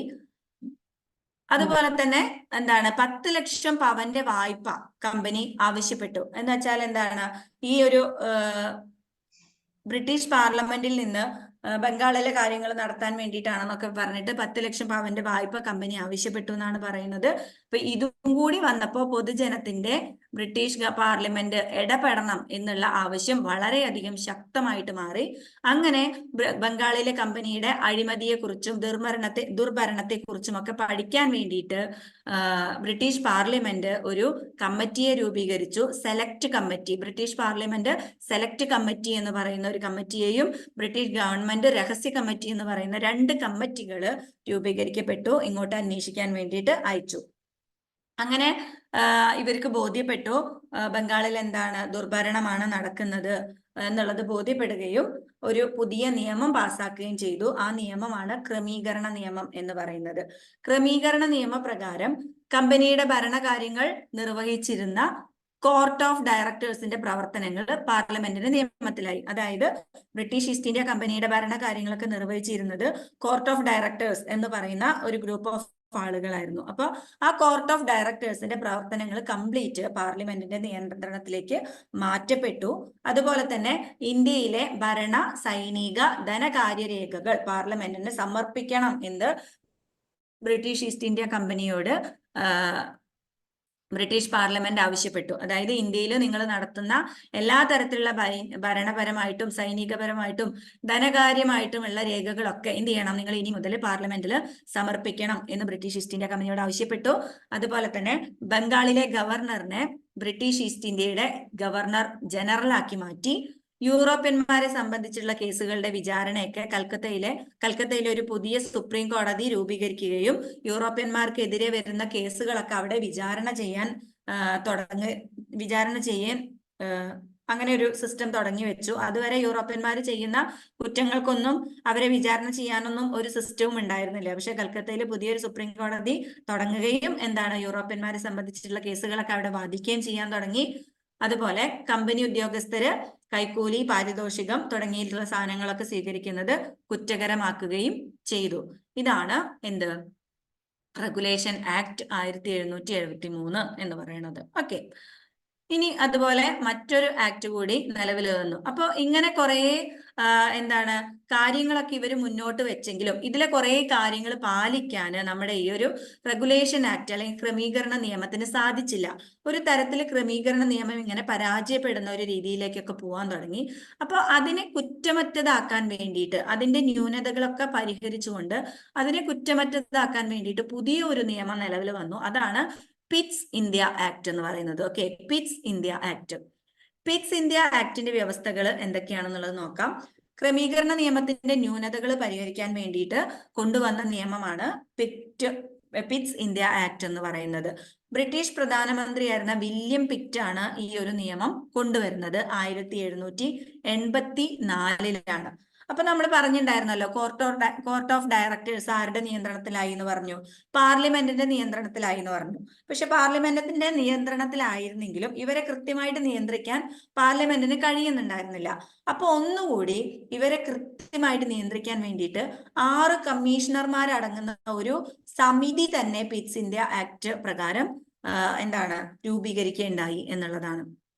അതുപോലെ രാഷ്ട്രീയ സൈനിക കാര്യങ്ങൾ പരിശോധിക്കാൻ വേണ്ടിയിട്ട് ഇവര് നടപ്പിലാക്കുന്ന, ഈസ്റ്റ് ഇന്ത്യ കമ്പനി ഇന്ത്യയിൽ നടപ്പിലാക്കുന്ന രാഷ്ട്രീയ സൈനിക കാര്യങ്ങൾ പരിശോധിക്കാൻ വേണ്ടിയിട്ട് 3 ഡയറക്ടർമാരടങ്ങുന്ന ഒരു രഹസ്യ കമ്മിറ്റിയെ കൂടി അപ്പോയിന്റ് ചെയ്തു. ഗവർണർ ജനറലിന്റെ കീഴിലുള്ള ഒരു കൗൺസിലില് 4 അംഗങ്ങൾ ഉണ്ടായിരുന്നത് 3 അംഗങ്ങളായിട്ട് ചുരുക്കപ്പെട്ടു. അങ്ങനെ പിറ്റ് ഇന്ത്യ നിയമം കമ്പനിയെ പാർലമെന്റിന്റെ പരിപൂർണ നിയന്ത്രണത്തിൽ ആക്കി എന്നുള്ളതാണ് പറയുന്നത്. ഓക്കെ, അപ്പൊ ഇത്രയും കാര്യങ്ങളാണ് ഈ ഒരു ചാപ്റ്ററിൽ നമുക്ക് പഠിക്കാനുള്ളത്. ഇനി നിങ്ങളുടെ ഗൈഡില് ഈ ചാപ്റ്ററിൽ ഒരു ഹണ്ടർ കമ്മീഷൻ എന്ന് പറയുന്ന ഒരു ക്വസ്റ്റ്യൻ ഈ ചാപ്റ്ററിൽ വന്ന് കിടക്കുന്നുണ്ടാവും. ഹണ്ടർ കമ്മീഷൻ ഇവിടെ 176-ാമത്തെ പേജിൽ നിങ്ങളുടെ കയ്യിൽ ഗൈഡ് ഉണ്ടെങ്കിൽ നോക്കുക. 176-ാമത്തെ പേജില് write a brief not on the dual system of administration in Bengal എന്നുള്ളതാണ് ക്വസ്റ്റ്യൻ. ബംഗാളിലെ ദ്വിഭരണത്തെ കുറിച്ച് ഒരു കുറിപ്പ് തയ്യാറാക്കുക. അതിന്റെ ആൻസർ ആയിട്ട് ഹണ്ടർ കമ്മീഷൻ എന്ന് പറഞ്ഞിട്ടാണ് ഒരു ആൻസർ തന്നിട്ടുള്ളത്. അത് ഗൈഡിൽ തെറ്റാണ്. ദ്വിഭരണം എന്ന് പറയുന്നത് ഞാനിപ്പോ നിങ്ങൾക്ക് പറഞ്ഞു തന്ന കാര്യങ്ങളാണ്. ഹണ്ടർ കമ്മീഷൻ വരുന്നത് അടുത്ത ചാപ്റ്ററിലാണ് കേട്ടോ. അപ്പൊ അത് പ്രിന്റിംഗിൽ വന്നിട്ടുള്ള ഒരു മിസ്റ്റേക്ക് ആണ്. അപ്പൊ അത് അവിടെ നിങ്ങൾ നോട്ട് ചെയ്ത് വെക്കുക. ദ്വിഭരണത്തിന്റെ കീഴിൽ ഒരിക്കലും ഹണ്ടർ കമ്മീഷൻ പഠിക്കരുത്. ഹണ്ടർ കമ്മീഷൻ വേറൊരു ടോപ്പിക് ആണ്. അത് അടുത്ത ചാപ്റ്ററിലാണ് വരുന്നത് കേട്ടോ. അപ്പൊ അത് അവിടെ ഇപ്പൊ തന്നെ ഗൈഡിൽ നോട്ട് ചെയ്ത് വെക്കാം. ഓക്കെ. ഓക്കെ. അപ്പൊ ഇന്ന് 2 ചാപ്റ്റർ നമ്മൾ നോക്കിയിട്ടുണ്ട്. മിക്കവാറും നാളെയും നമുക്ക് ക്ലാസ് ഉണ്ടാവും ഇതേ സമയത്ത് തന്നെ കേട്ടോ. എന്തെങ്കിലും മാറ്റം ഉണ്ടെങ്കിൽ ഞാൻ ഗ്രൂപ്പിൽ അറിയിക്കേണ്ട. Okay ma'am. 90% നാളെ ഉണ്ടാവും. മിസ്സേ എക്സാം എന്നാ വരിക? എക്സാം എലക്ഷൻ വരുന്നോണ്ട് കുറച്ച് നേരത്തെ ഉണ്ടാവും എന്നൊക്കെ പറയുന്നുണ്ട്. കറക്റ്റ് ഡേറ്റ് എന്നാന്നുള്ളത് അറിഞ്ഞിട്ടില്ല കേട്ടോ. ഓക്കെ. എന്തായാലും നമ്മൾ ഒരു ഫെബ്രുവരി ഒരു 20-25 ഉള്ളിലൊക്കെ നമ്മൾ പോർഷൻ തീർക്കൂട്ടോ. ഓക്കെ. പിന്നെ നിങ്ങൾക്ക് പഠിക്കാനുള്ള ഒരു 10-15 ദിവസം തന്നതിന് ശേഷം നമ്മൾ ക്വസ്റ്റ്യൻ പേപ്പർ ഡിസ്കസ് ചെയ്യും. ഓക്കെ. അപ്പൊ സെറ്റ് ആവും. Ma'am yes. ഹോൾ ടിക്കറ്റിന്റെ കാര്യം ക്ലിയർ ആവുന്നില്ല. ഹലോ ഹോൾ ടിക്കറ്റിന്റെ കാര്യം എന്നാ? ഹോൾ ടിക്കറ്റിന്റെ കാര്യം എനിക്ക് കൃത്യമായിട്ട് ഹോൾ അറിയില്ല ടിക്കറ്റ് കേട്ടോ. അതെനിക്ക് കൃത്യമായിട്ട് അറിയില്ല. അത് നമുക്ക് സലീം സാറിനോട് തന്നെ ചോദിക്കണം. നിങ്ങൾ ഗ്രൂപ്പിൽ ചോദിച്ചു നോക്കൂ, സാറ് റിപ്ലൈ തരൂ കേട്ടോ. Okay, thank you. ഓക്കെ. അപ്പൊ ഇന്നത്തെ ക്ലാസ് മനസ്സിലായിട്ടുണ്ടാവും എന്ന് വിചാരിക്കുന്നു. നന്നായിട്ട് വായിച്ചു നോക്കാം കേട്ടോ. നോട്ട് ഞാൻ ഷെയർ ചെയ്യും. Thank you ma'am. Okay. Good night. Good night. Good night, ma'am.